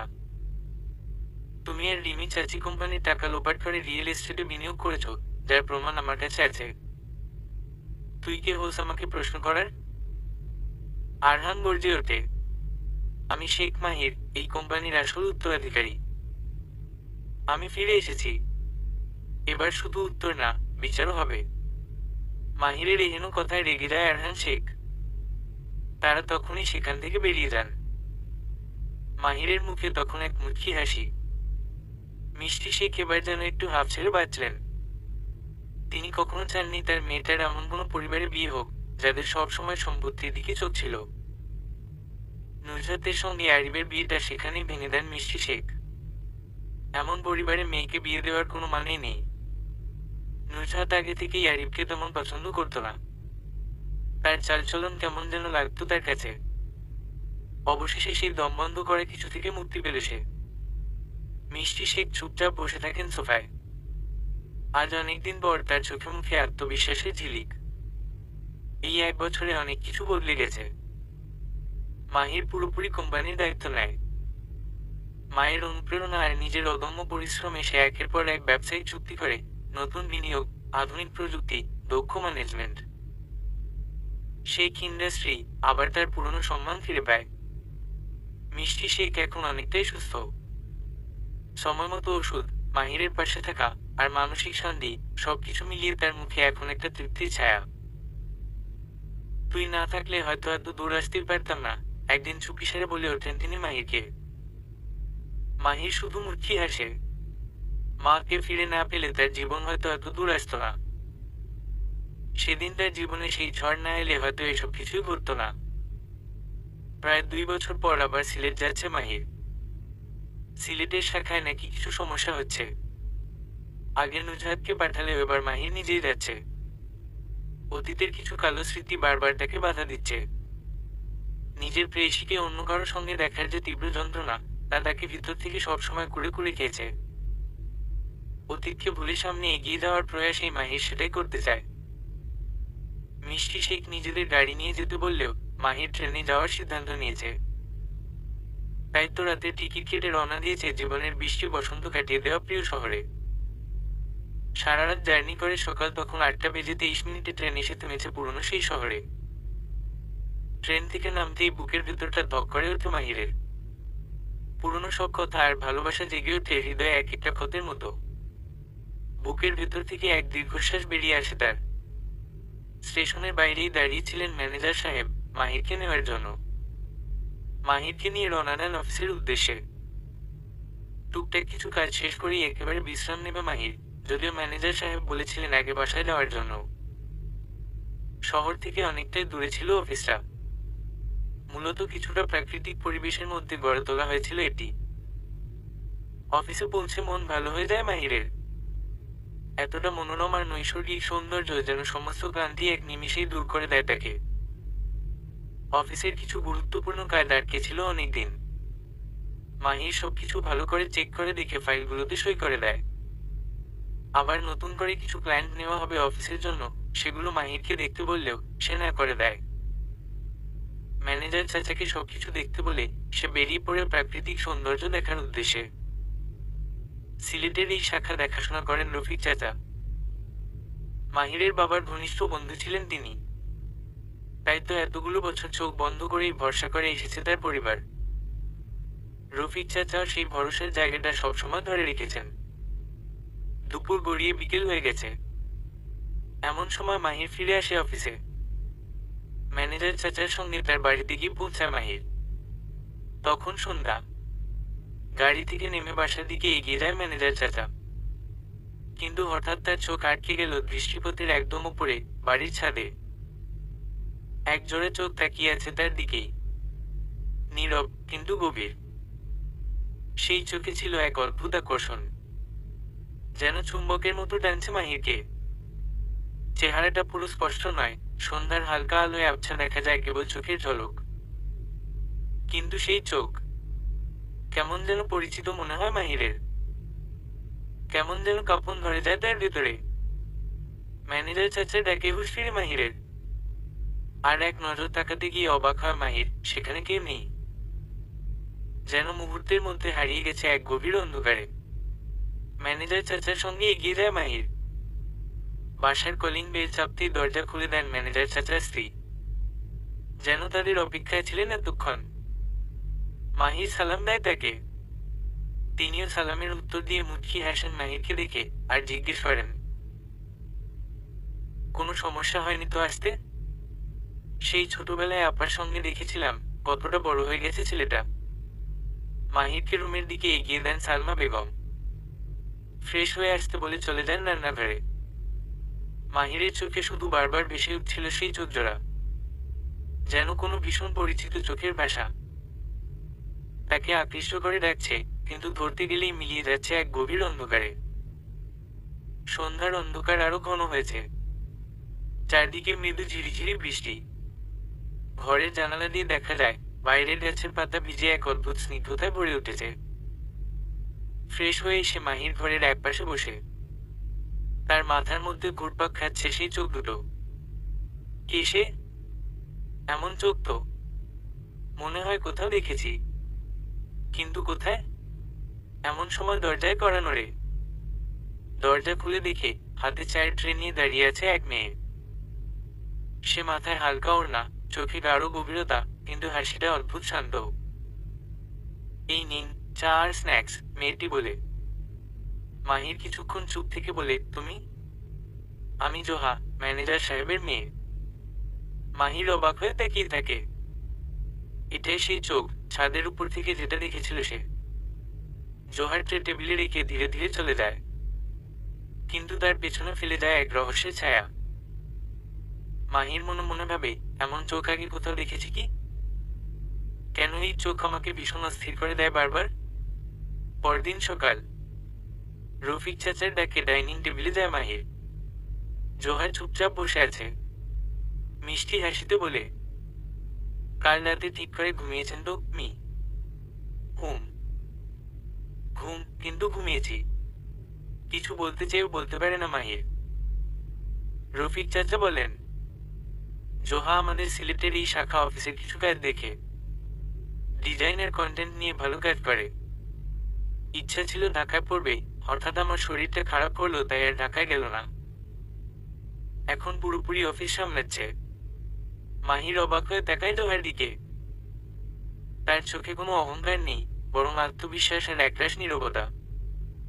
মাহির এসে বলে, ভেবেছিলাম এই ব্রাঞ্চে হয়তো সমস্যায় থাকবে বেশি, এখন তো দেখছি সব ঠিকই আছে। জোহা হালকা হেসে উত্তর দেয়, সবকিছু ঠিক রাখার চেষ্টা করি, তবে এবার মনে হচ্ছে কাল রাত থেকে কিছু ঠিক নেই, যা হয়তো আপনি ভালো বুঝবেন। মাহিরের মনে কৌতূহল জাগে, কি সেই জিনিস? আর এই মেয়ের চোখের ভাষা এমন কেন? এত স্বচ্ছ তবু গভীর। দুপুরের পর জোহা মাহিরকে অফিস ঘুরিয়ে দেখায়। পথে যেতে যেতে দুজনের মধ্যে ছোট ছোট কথা হয়, কাজ নিয়ে, জীবন নিয়ে, সিলেটের প্রকৃতি নিয়ে। কিন্তু প্রতিটা কথায় যেন একটা না বলা গল্প ভেসে বেড়ায়।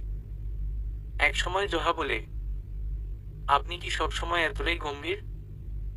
মাহির হেসে ফেলে, আসলে আমি হেসে চলতে পারি, কিন্তু ভেতরে অনেক কিছু জমে আছে। জীবন আমাদের কখনো এমন রাস্তায় নিয়ে যায় যেখানে হাসি হারিয়ে যায়। জোহা একদম সামনে দাঁড়িয়ে পড়ে, কখনো চাইলে শুনে নিতে পারি? আপনি যদি কাউকে বিশ্বাস করতে পারেন। মাহির চমকে ওঠে, এই মেয়েটা এত সহজে এমন কথা বলে কিভাবে? অথচ চোখে নেই কোনো প্রত্যাশা, শুধু একটা আশ্রয় দেওয়ার ইচ্ছা। সন্ধ্যায় আবার বৃষ্টি নামে। মাহির একা দাঁড়িয়ে থাকে বারান্দায়। হঠাৎ পাশ থেকে বলে ওঠে কেউ, বৃষ্টি কি আপনাকে কষ্ট দেয়? মাহির তাকিয়ে দেখে জোহা। না, বরং মনে করিয়ে দেয় কিছু জিনিস যা ভুলে যেতে চাই, কিন্তু পারি না। জোহা ধীরে ধীরে বলে, সব সময় পুরনো কথা নিয়ে থাকলে তো জীবন চলবে না। কখনো কখনো পুরনো কিছু ভুলে নতুনত্বের দিকে ছুটে যেতে হয়। এই কথাটার পর মুহূর্তটা থমকে যায়। বৃষ্টির শব্দ, চোখে চোখ, আর এক ঘোলাগা অনুভূতি। মাহিরের কাছে অদ্ভুত লাগে মেয়েটার কথাবার্তা। সে তো আর জানে না, কখনো কখনো চাইলেই সবকিছু ভুলে থাকা যায় না। কিছু ব্যথা, আনন্দ আর অব্যক্ত অনুভূতি থাকে, যা সারা জীবন আমাদের হৃদয় থেকে যায়। পরদিন সকাল, সিলেটের আকাশ আজ যেন একটু বেশি ধূসর। হালকা বাতাসে দুলছে পাতাঝরা গাছের ডাল, যেন কোনো পুরনো গল্পের ইঙ্গিত দিচ্ছে। মাহির বসে আছে অফিসের ছোট্ট কর্নার কফি শপে। সামনে কাগজপত্র ছড়ানো, কিন্তু চোখ তার দূরে, জানালার বাইরে। বৃষ্টির গন্ধ মিশে আছে বাতাসে, তাকে অস্থির করে তোলে। জোহা এসে পাশে বসে, আজ তো আপনাকে খুব চুপচাপ লাগছে, বলে সে। মাহির এক দৃষ্টিতে তাকায়।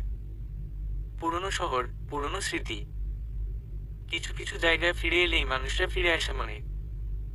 জোহা নরম গলায় বলে, সব হারানো মানে শেষ না, কখনো কখনো হারিয়েই মানুষ নিজেকে খুঁজে পায়। এই কথাগুলো যেন মাহিরের বুকের কোথাও গেঁথে যায়। এক সময় সে জিজ্ঞেস করে, তুমি কি কখনো কাউকে হারিয়েছ? জোহা একটু চুপ থেকে বলে, হ্যাঁ, খুব কাছের এক মানুষকে, কিন্তু হয়তো সেই হারানোই আমাকে তৈরি করেছে। মাহিরের মনে হয় এই মেয়েটা যেন তার প্রতিচ্ছবি, ভেঙে যাওয়ার পরও দাঁড়িয়ে থাকার এক জীবন্ত উদাহরণ। অফিসে মাহির অফিসে ঢুকেই দেখে ম্যানেজার চাচা আগে থেকেই দাঁড়িয়ে আছেন। স্যার, একজন দেখা করতে এসেছেন। সিলেটের নামকরা রিয়েল এস্টেট কোম্পানি থেকে এসেছেন। এই ডিলটা আমাদের জন্য অনেক গুরুত্বপূর্ণ। উনি আপনার সঙ্গে পার্সোনালি আলাদা কথা বলতে চান। ঠিক আছে, আমি কেবিনে যাচ্ছি। 10 মিনিট পর পাঠিয়ে দিন। আর জোহাকে এক্ষুনি একবার আমার কেবিনে আসতে বলবেন। বলেই নিজের কেবিনের দিকে এগিয়ে যায় মাহির। কেবিনে ঢুকে বসতেই জোহা এসে হাজির হয় সেখানে। মেয়েটাকে কেমন যেন অদ্ভুত লাগে মাহিরের কাছে। মাহির তখন সোফায় বসে সব ফাইল চেক করছিল। হঠাৎ একটা টিকটিকি এসে পড়ে জোহার উপর। আর জোহা ভয়ে এক লাফে মাহিরের কোলে উঠে মাহিরকে জড়িয়ে ধরে। এমন সময় কেউ দরজায় নক করলে মাহির তাকে ভিতরে আসতে বলে। কেবিনে ঢুকে দুইজন ছেলে মেয়েকে এই অবস্থায় দেখে ভীষণ লজ্জিত হয় মেয়েটি, আর তাড়াতাড়ি চোখ নামিয়ে ফেলে। হুট করে এমন পরিস্থিতিতে পড়বে ভাবতেই পারেনি কেউই। জোহা তাড়াতাড়ি সরে দাঁড়ায়। মেয়েটি তখন বলতে থাকে, আমি দুঃখিত, মনে হয় ভুল সময়ে চলে এসেছি। মাহির ভীষণ আনইজি ফিল করে আর বলে, না, আসলে এটা অ্যাক্সিডেন্টালি ছিল। বলেই সামনে তাকায় মাহির। সাদা শাড়িতে এক মেয়ে দাঁড়িয়ে আছে জানালার পাশে। চুল খোলা, হাতে একটি ফাইল। এই চুল, এই নীরবতা, এই চিরচেনা সেই চেহারা। ভুল হবার সুযোগ নেই। তুমি? মাহিরের কণ্ঠ কেঁপে ওঠে। চোখ তুলে তাকায় মেয়েটি। মাহিরকে দেখা মাত্রই তার হাত থেকে ফাইলগুলো পড়ে যায়। এই কাকে দেখছে? আভা। আজ এতগুলো দিন যাক খুঁজে এসেছে সেই মাহিরকে, কিনা তারই সামনে দাঁড়িয়ে আছে। এতগুলো দিন মাহিরকে অন্য একটা মেয়ের সাথে এতটা ক্লোজ অবস্থায় দেখতে হবে সে হয়তো কখনো কল্পনাও করেনি আভা। তাই তো ছুটে বেরিয়ে যায় কেবিন থেকে চোখের জল মুছতে মুছতে। এতক্ষণ যেন মাহির এক ঘোরের মধ্যে ছিল। তার ভালোবাসা তার সামনে এসেছে, এটা যেন তার হুঁশ হারিয়ে দিয়েছে। জোহার ডাকে হুঁশ ফেরে মাহিরের। চোখ ফিরিয়ে আভাকে দেখতে না পেয়ে এদিক সেদিকে তাকায় মাহির। জোহা বুঝতে পেরে বলে, স্যার, উনি তো বেরিয়ে গেছেন একটু আগেই। মাহির কেবিন থেকে বেরিয়ে আসে আভাকে খুঁজতে। অফিস কেবিন থেকে বেরিয়ে মাহির চারপাশে চোখ ফেরায়, কিন্তু আভা তখন আর সেখানে নেই। সিঁড়ি দিয়ে নিচে নেমে আসে সে। লবিতে পৌঁছেও খোঁজ মেলে না। মনে মনে ভাবে, এতগুলো বছর পর হঠাৎ করে সে এমন দৃশ্য দেখবে, এইটুকু ব্যথা সে কখনোই আশা করেনি। ফিরে আসে নিজের কেবিনে। জোহা তখনও চুপচাপ দাঁড়িয়ে। দুজনের মধ্যে অদ্ভুত একটা নীরবতা। স্যার, আপনি কি ঠিক আছেন? জোহার কথায় মাহির কিছুই বলে না। চুপচাপ বেরিয়ে যায় জোহা মাহিরকে কিছুটা সময় একা থাকতে দিয়ে। সন্ধ্যার আলো একটু একটু করে ফিকে হয়ে আসছিল। ছাদে বসেছিল মাহির। চোখে ছিল ক্লান্তির ছাপ, মাথার ভেতর ঘুরপাক খাচ্ছিল হাজারো চিন্তা। কিছুদিন হলো মা একটু ভালো আছেন। কোম্পানির সমস্ত দায়িত্ব এখন মাহিরের কাঁধে। নুসরাতের বিয়ে নিয়ে আর কারো মুখে কোনো কথা নেই। সবাই জানে মাহির যা করেছে সেটা অন্যায়ের বিরুদ্ধে ন্যায়ের পক্ষে দাঁড়ানোর জন্যই। কিছু ভালোবাসা হয় খুব নিঃশব্দ, শুধু চোখের ভাষায় লেখা থাকে। বোঝে না সবাই, কিন্তু হারিয়ে গেলে বুকের ভিতর গভীর ক্ষতের মতো পড়ে। সিলেটের সন্ধ্যারা যেন একটু আলাদা রকমের হয়। আকাশ জুড়ে মেঘ, বাতাসে হালকা কুয়াশার গন্ধ। আর মাহিরের বুক জুড়ে এক অদ্ভুত শূন্যতা। আভা চলে যাওয়ার পর সেই রাতে আর ঘুম হয়নি মাহিরের। সকাল হতেই অফিসে ছুটে গিয়েছিল। কেবিনের দরজা বন্ধ করে বসেছিল চুপচাপ, মন যেন টুকরো টুকরো হয়ে ভাসছিল ভাবনার এক অচেনা ঝড়ে। আভাকে সামনাসামনি দেখার পর থেকে সে কেমন গুলিয়ে গেছে। তার উপর জোহার উপস্থিতি যেন আরো দ্বন্দ্বে ফেলে দিয়েছে তাকে। হঠাৎ দরজায় শব্দ। মাহির উঠে গিয়ে দেখে একজন তরুণ ছেলে ডকুমেন্ট হাতে দাঁড়িয়ে। স্যার, এটা সিলেটের রিয়েল এস্টেট কোম্পানির নতুন প্রস্তাবনা। কিছু শর্ত আছে যেগুলো আপনার সিদ্ধান্ত প্রয়োজন। মাহির চুপচাপ ডকুমেন্ট দেখতে থাকে। মাথায় তখন একসাথে অফিসের চাপে আর ব্যক্তিগত জীবনে টানাপোড়েনে ঝড় বইছে। দুপুরের দিকে অফিস থেকে বের হয় মাহির। মাথায় বারবার ঘুরে বেড়ায় একটাই প্রশ্ন, আভা কেন হঠাৎ ফিরে এলো? আর জোহার চোখে কেন এত গভীর কষ্ট? রাস্তায় হাঁটতে হাঁটতে মনে হয়, জীবন কি আসলেই কখনো কখনো পুরনো স্মৃতির কাছে হার মেনে নেয়? ঠিক তখনই ফোন বেজে ওঠে। কল আভা র। মাহির, কথা বলতে পারি? আভা র কণ্ঠে কাঁপন। মাহির চুপ থাকে। আভা বলে, আমি তোমার কাছে অনেক কিছু বলতে এসেছি। ভুল বোঝাবুঝি এর ব্যর্থতার কারণে আমাদের পথ আলাদা হয়েছিল, কিন্তু আজও আমি তোমার অপেক্ষায় থাকি। মাহিরের মনে ফেলে আসা দিনগুলো, হাসি, কান্না, স্বপ্ন আর ব্যথা। তবু সেই সঙ্গে জোহার চোখের গভীর দৃষ্টি যেন ডাক দিচ্ছে তাকে। সন্ধ্যা নামতেই ছুটে যায় মাহির সিলেটের এক প্রাচীন পার্কে, যেখানে একসময় আভা আর সে একসাথে বসে স্বপ্ন বুনেছিল। চেনা সেই বেঞ্চের পাশে দাঁড়িয়ে মাহির দেখে আভা অপেক্ষা করছে। গলায় হালকা নীল কামিজ, চোখের কোণে অশ্রু। তুমি কাঁদছ? নরম গলায় জিজ্ঞেস করে মাহির। কান্না করার মানুষ থাকলে কান্না বের হয়, না থাকলে সেটা কষ্ট হয়ে জমে থাকে। আভা বলল, তুমি ফিরলি কেন? রাকিব কি তোমার ভালো রাখে না? আভা মাথা নিচু করে বলল, রাকিব আমাকে চাইতো যতদিন তার প্রয়োজন ছিল, তারপর শুধু অবহেলা।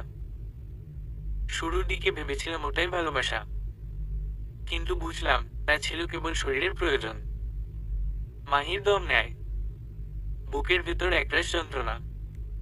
তুমি আমার সঙ্গে যা করেছিলে ওটা কি ভালোবাসা ছিল আভা? একটা চিঠিও দিলে না। আভা চোখে চোখ রাখে। আমি ভুল করেছিলাম মাহির, অনেক বড় ভুল। কিন্তু বিশ্বাস করো, আজও আমি রাতে ঘুমাতে পারি না। একবার যদি সময়টা ফেরত পেতাম। কিন্তু সময় তো আর ফিরে আসে না আভা। আমি যদি সেদিন তোমার কথা শুনতাম, হয়তো আর এমন হতো না। আভা, জানো তো, তোমরা ধনীরা সবসময় ভাবো গরিবেরা শুধু টাকার জন্য ভালোবাসে, কিন্তু সবকিছু কি টাকা দিয়ে মাপে? মাহিরের কণ্ঠে অভিমান, কষ্ট। আভা এক পা এগিয়ে এসে বলে, তুমি গরিব ছিলে বলেই কখনো তোমায় ছোট করে দেখিনি মাহির। আমি তোমাকে ভালোবেসেছিলাম সত্যি করে, কিন্তু আমার পরিবার, তাদের ভয়, অহংকার আর আমার নিজস্ব দুর্বলতা, সব মিলিয়েই তোমায় হারিয়ে ফেলেছিলাম। মাহির একটা ফাঁপা হাসি দেয়। ভালোবাসলে কেউ কি এমন করে আভা? লড়তে পারলে না আমার জন্য? আভা চুপ করে থাকে, তারপর বলে, আমি হেরে গিয়েছিলাম, কিন্তু আজ আবার এসেছি। তোমার সামনে দাঁড়িয়ে বলছি, আমি এখনো তোমায় ভালোবাসি। আমি শুধু চাই তুমি একবার বলো, তুমি কি পারো আমাকে ক্ষমা করতে? সবকিছু নতুন করে শুরু করতে পারি না আমরা? দূরে কোথাও, শুধু তুমি আর আমি। মাহির আকাশের দিকে তাকায়। মেঘ ভাসে, সময় বয়ে যায়। ক্ষমা? মাহির ধীরে বলে, আমি কখনো তোমায় ঘৃণা করিনি আভা, কিন্তু ভালোবাসা আর বিশ্বাস একবার ভেঙে গেলে আর আগের মতো হয় না। ভালোবাসা মানে পাশে থাকা, সব পরিস্থিতিতে, নিঃশব্দে, নিঃস্বার্থভাবে। আভা চোখ মুছে ফেলে। আমি জানি, তবু এসেছিলাম তোমার কাছে নিজের ভুল স্বীকার করতে, শেষবারের মতো একটা সুযোগ চেয়ে নিতে। মাহির কাছে এগিয়ে আসে। ভুল স্বীকারের সাহস সবার থাকে না আভা। তুমি সাহস দেখিয়েছ, তাই আমি তোমায় ক্ষমা করলাম। কিন্তু আমি আর ফিরবো না সেই পুরনো পথে। আভা মাথা নিচু করে সরে আসে। আমি শেষ পর্যন্ত অপেক্ষা করব তোমার জন্য। চোখে আরেক ফোঁটা অশ্রু, তার ছায়া মিলিয়ে যায় আকাশের কুয়াশায়। মাহির দাঁড়িয়ে থাকে সেই চেনা বেঞ্চের পাশে, যেখানে একদিন সে হাজারো স্বপ্ন দেখেছিল। মনের ভেতর হাজারো প্রশ্ন, অনিশ্চয়তা আর ক্লান্তি নিয়ে বাসায় ফেরে মাহির। আজ আর জোহার সঙ্গে দেখা হয়নি। মেয়েটা সবসময় ওর পাশে থাকার চেষ্টা করলেও কাল থেকে যেন একটু দূরত্ব তৈরি করেছে। মাহিরের ভালো লাগছে না বিষয়টা। জোহার অনুপস্থিতি থেকে ভাবাচ্ছে, মন বুঝিয়ে দিচ্ছে এই শূন্যতা। কিছু একটা বলছে। রাত গভীর, সিলেটের আকাশে হালকা বৃষ্টি পড়ছে। জানালার পাশে বসে মাহির এক দৃষ্টিতে বাইরে তাকিয়ে থাকে। আভার সঙ্গে দেখা করার পর থেকে যেন মনটা আরো এলোমেলো হয়ে গেছে। মনটা চায় জোহার সাথে কথা বলে সব ভুলে বলুক, কিন্তু সেই সাহসটা আর হয় না। জোহা যেন ইচ্ছে করে একটু দূরে সরে গেছে। না, কোনো অভিযোগ নেই তার মুখে, কিন্তু সেই চুপ থাকা, সেই নীরবতা, সেটাই মাহিরকে তিলে তিলে কষ্ট দিচ্ছে। ভালোবাসা কি শুধু পাশে থাকার নাম, নাকি বুঝে নেওয়ার, নাকি অভিমানের সব ফাঁস হয়ে যাওয়ার? সকালে অফিসে গিয়েও মন বসে না মাহিরের। কাজের ফাঁকে বারবার কেবিনের দরজার দিকে তাকায়। না, আজ আর জোহা আসেনি মাহিরের কাছে। দুপুরে ছাদে উঠে দেখে রোদের আলো মেঘে ঢাকা, যেমন তার মনের অবস্থা। ঠিক তখনই পেছনে থেকে এক গলা ভেসে আসে, কাউকে খুঁজছেন নাকি স্যার? মাহির চমকে ফিরে দেখে জোহা দাঁড়িয়ে, পরনে সাদা কুর্তি, চোখে হালকা ক্লান্তি, কিন্তু ঠোঁটে এক টুকরো নরম হাসি। তুমি এতক্ষণ কোথায় ছিলে? মাহির ধীরে জিজ্ঞেস করে। একটু দূরে ছিলাম, যাতে আপনি নিজের মনের ভেতরের যুদ্ধটা শেষ করতে পারেন। মাহির কিছু বলতে যায়, কিন্তু জোহা হাত তুলে থামিয়ে দেয়। আমার কিছু জানার দরকার নেই মাহির। আমি শুধু এটুকু জানতে চাই, তুমি আর কি চাও? কার পাশে দাঁড়াতে চাও তুমি? মাহির নিঃশব্দে তাকিয়ে থাকে জোহার চোখে, যেখানে ছিল না কোনো অভিযোগ, ছিল কেবল অপেক্ষা এবং নিঃশব্দ ভালোবাসা। কেবিনে বসে ফাইল দেখছিল মাহির। জোহা দরজায় নক করলে মাহির তাকে ভিতরে আসতে বলে। এম ড্যাশ স্যার, আপনাকে একটা আমন্ত্রণপত্র পাঠানো হয়েছে সিলেট বিজনেস ইউথ সোসাইটির তরফ থেকে। মাহির অবাক হয়ে খামটা হাতে নিল। খুলে দেখে আগামী শুক্রবার সিলেটের সবচেয়ে বড় কনভেনশন সেন্টারে এক প্রেস্টিজিয়াস বিজনেস নেটওয়ার্কিং অনুষ্ঠানে তাকে আমন্ত্রণ জানানো হয়েছে। জনাব মাহির রহমান, একজন তরুণ সফল উদ্যোক্তা হিসেবে আপনার জীবন কাহিনী আমাদের অনুপ্রেরণা। আপনার অভিজ্ঞতা ও সংগ্রামের কথা আমরা সকলকে শোনাতে চাই। দয়া করে সম্মানিত করুন আমাদের আমন্ত্রণে। মাহির চুপ করে বসে রইল কিছুক্ষণ। এতটা বড় প্ল্যাটফর্ম, আর সবাই জানে এই ধরনের অনুষ্ঠানে শহরের নামকরা সব পরিবার উপস্থিত থাকে। সেখানে অবশ্যই আভার পরিবারের সদস্যরাও উপস্থিত থাকবে। ভেবেই অনেকটা নার্ভাস ফিল করে মাহির। পেছনে তাকিয়ে থাকলে সামনের রাস্তা ঝাপসা হয়ে যায়, নিজেকেই মনে করিয়ে দেয় মাহির। সিলেটের আকাশটা এক অদ্ভুত সুন্দর। সূর্য ডেকে রাখা মেঘেদের মাঝেও এক ধরনের আলো, যেন কারো চাওয়া, কারো অপেক্ষা আর কারো দীর্ঘশ্বাস মিলেমিশে রং ছড়াচ্ছে পুরো শহরটায়। মাহির আয়নায় তাকিয়ে থাকে কিছুক্ষণ। স্যুট পরা এই ছেলেটাকে আয়নায় দেখলে কেউ বুঝবে না ওর বুকের ভেতর এখনো একটা ঝড় চলছে। আর সিলেটের ব্যবসায়ী মহল থেকে ওকে সম্মাননা দেওয়া হবে তরুণ বয়সে সফল উদ্যোক্তা হিসেবে। পুরো শহরের গণ্যমান্যরা থাকবে। মাহির জানে না ঠিক কিভাবে নিজেকে গুছিয়ে রাখবে আজ, কিন্তু একটা জিনিস সে জানে খুব ভালো করে, আজ সে পালিয়ে যাবে না, না অতীত থেকে, না নিজের অনুভব থেকে। সন্ধ্যাবেলা ভেন্যুতে পৌঁছে মাহির।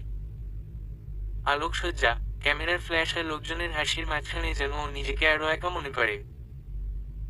হঠাৎ চোখ আটকে যায় এক কোনায়।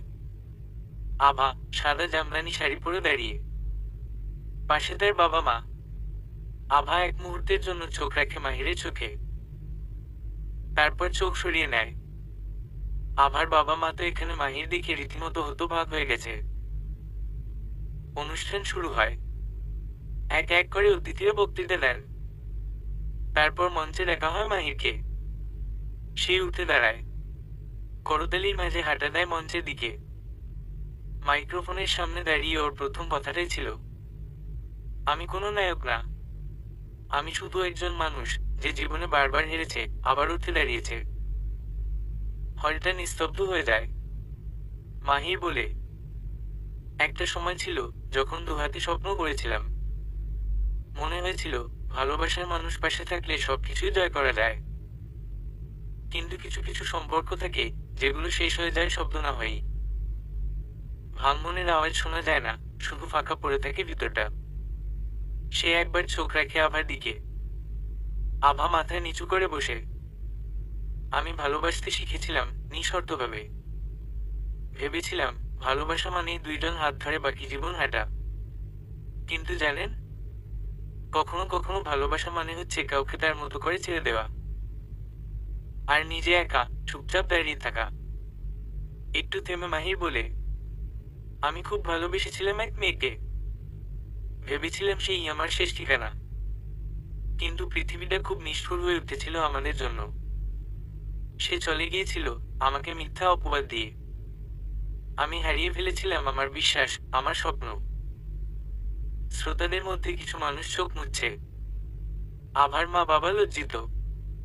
আর আভা, তার চোখ দুটো এতক্ষণে ভিজে গেছে। সামান্য কিছু টাকা চুরির অপবাদে আমাকে বউয়ের জন্মদিনের অনুষ্ঠানে জুতা পেটা করে বের করে দেওয়া হয়েছে। শুধু এখানেই থেমেছিল না, আমাদের সম্পর্কটা শেষ পর্যন্ত ডিভোর্সে গিয়ে পৌঁছায়। অথচ টাকাটা আমি চুরি করিনি। যে টাকা দিয়ে নেকলেসটা কিনেছিলাম সবই ছিল আমার কষ্টের উপার্জিত টাকা। আমি তাদেরকে অভিশাপ দিব না, ধন্যবাদ দিতে চাই। কারণ সেদিন আমার সাথে এসব না হলে আজকে আমার এই অবস্থানে আসা হতো না। এতিমখানায় বড় হওয়া একটা এতিমের বাচ্চা থেকে সে গ্রুপ অফ ইন্ডাস্ট্রিজের কর্ণধার মাহির শেখ হয়ে ওঠা হতো না। সেদিনের সেই অপমান আর সামান্য টাকা চুরির অপবাদে আমাকে 6 মাসের কারাদণ্ড দেওয়া হয়েছিল। কিন্তু আমি থেমে থাকিনি। কারণ একটা সময় একজন মানুষ এসেছিল আমার জীবনে, যে আমাকে সাহস আর উদ্দীপনা দিয়েছে। একটা অপরিচিত ছেলেকে আশ্রয় দিয়েছে কোনো কিছু না চেয়ে। সৃষ্টিকর্তাকে অসংখ্য ধন্যবাদ দিব। যদি সেই মেয়েটার সাথে দেখা না হতো তাহলে কখনো আমার মা আর বোনকে ফিরে পাওয়া হতো না। আমার এই সফলতার পিছনে সবচেয়ে বেশি যাদের হাত ছিল তারা আমার মা আর বোন। আমার বোন আমার ছায়া হয়ে পাশে দাঁড়িয়েছিল যখন আমি নিজেকেই চিনতে পারছিলাম না। এক মুহূর্তের জন্য মাহির চোখ জ্বলজ্বল করে ওঠে। মা আর বোনের বাইরেও একটা মেয়ে আমাকে অসম্ভবভাবে সাপোর্ট দিয়ে গিয়েছে। আমাকে আমার অতীত থেকে বেরিয়ে আসতে সবচেয়ে বেশি সাহায্য করেছে। সে কখনো আমাকে জোর করেনি, শুধু চুপচাপ পাশে ছিল। তার চোখে আমি নিজের মূল্য ফিরে পেয়েছিলাম। সবাই নিঃশব্দ। তখনই মাহির বলে, আজ আমি এই আলো ঝলমলে মঞ্চে দাঁড়িয়ে একটা কথা বলতে চাই। আমার জীবনের এক বিশেষ ঘোষণা বলতে পারেন। হলটা ফিসফিসে গুঞ্জনে ভরে ওঠে। মাহির চোখ রাখে সামনে। জোহার ঠিক সামনের সারিতে দাঁড়িয়েছিল। পরনে নীল শাড়ি, চোখে হালকা কাজল, ঠোঁটে সেই চিরচেনা চুপচাপ হাসি। মাহির একটু থামলো, তারপর গভীর নিঃশ্বাস নিয়ে বলল, আমি আজ বুঝেছি পুরনো ভুলের কাছে আটকে থাকা নয়, সামনে এগোনোর নামই ভালোবাসা। তারপর হঠাৎ করে মাহির এক হাঁটু গেড়ে বসে বলল, সামনে থেকে ছোট্ট একটা রিং বের করে বলল, জোহা, তুমি আমার জীবনের সবচেয়ে বড় শক্তি, শান্তি আর বিশ্বাস। তুমি কি আমাকে তোমার জীবন সঙ্গী হিসেবে গ্রহণ করবে? জোহা, তুমি কি আমাকে আবার বিশ্বাস করাতে শেখাতে পারো? তুমি কি পারো আমার নামের পাশে তোমার নামটা লিখে নিতে? তুমি কি চাও আমাদের গল্পটা শুরু হোক নতুন করে নির্ভরতায়? পুরো হলরুম জুড়ে গর্জন তুলল, উচ্ছ্বাস, উল্লাস আর প্রশংসার ঝড় বয়ে গেল। জোহা দাঁড়িয়ে থেকে চুপচাপ, তার ঠোঁটে মৃদু কাঁপুনি। তারপর ধীরে ধীরে এগিয়ে আসে মঞ্চের দিকে। জোহার চোখে জল, সে হাসতে হাসতে বলল, হ্যাঁ, আমি চাই তোমার তোমার ভালোবাসার মেঘ হতে, যে মেঘের বৃষ্টিতে ভিজব শুধু আমরা দুজনে। আমি তোমার গল্পে শুরু থেকেই ছিলাম, শুধু তুমি পড়তে শেখনি তখনও আমার পাতা। মাহির হেসে ওঠে।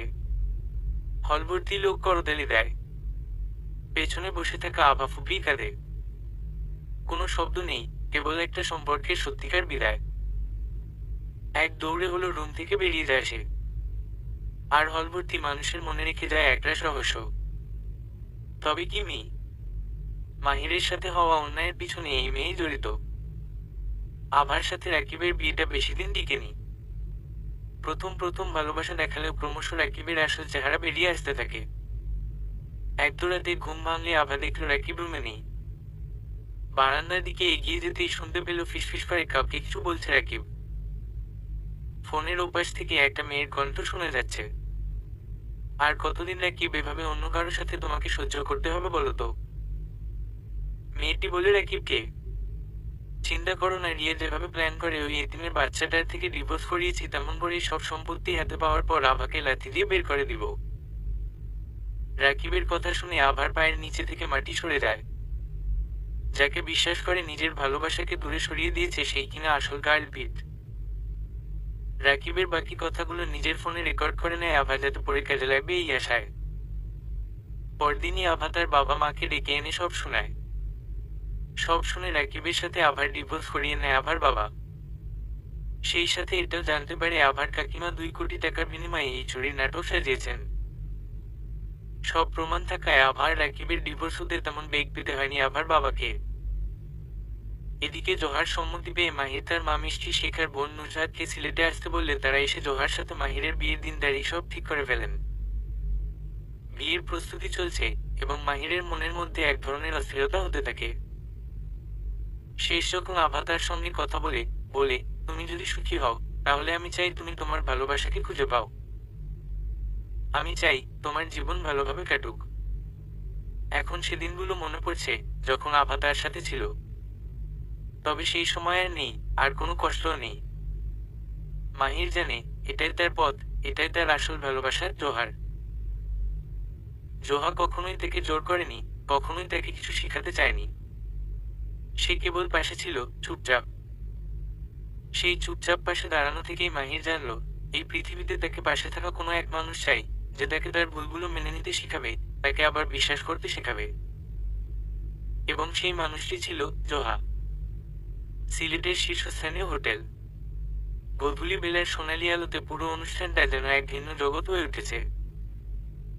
মঞ্চে দাঁড়িয়ে মাহিরের চোখে তার জীবনের সবচেয়ে বড় দৃষ্টি জোহা।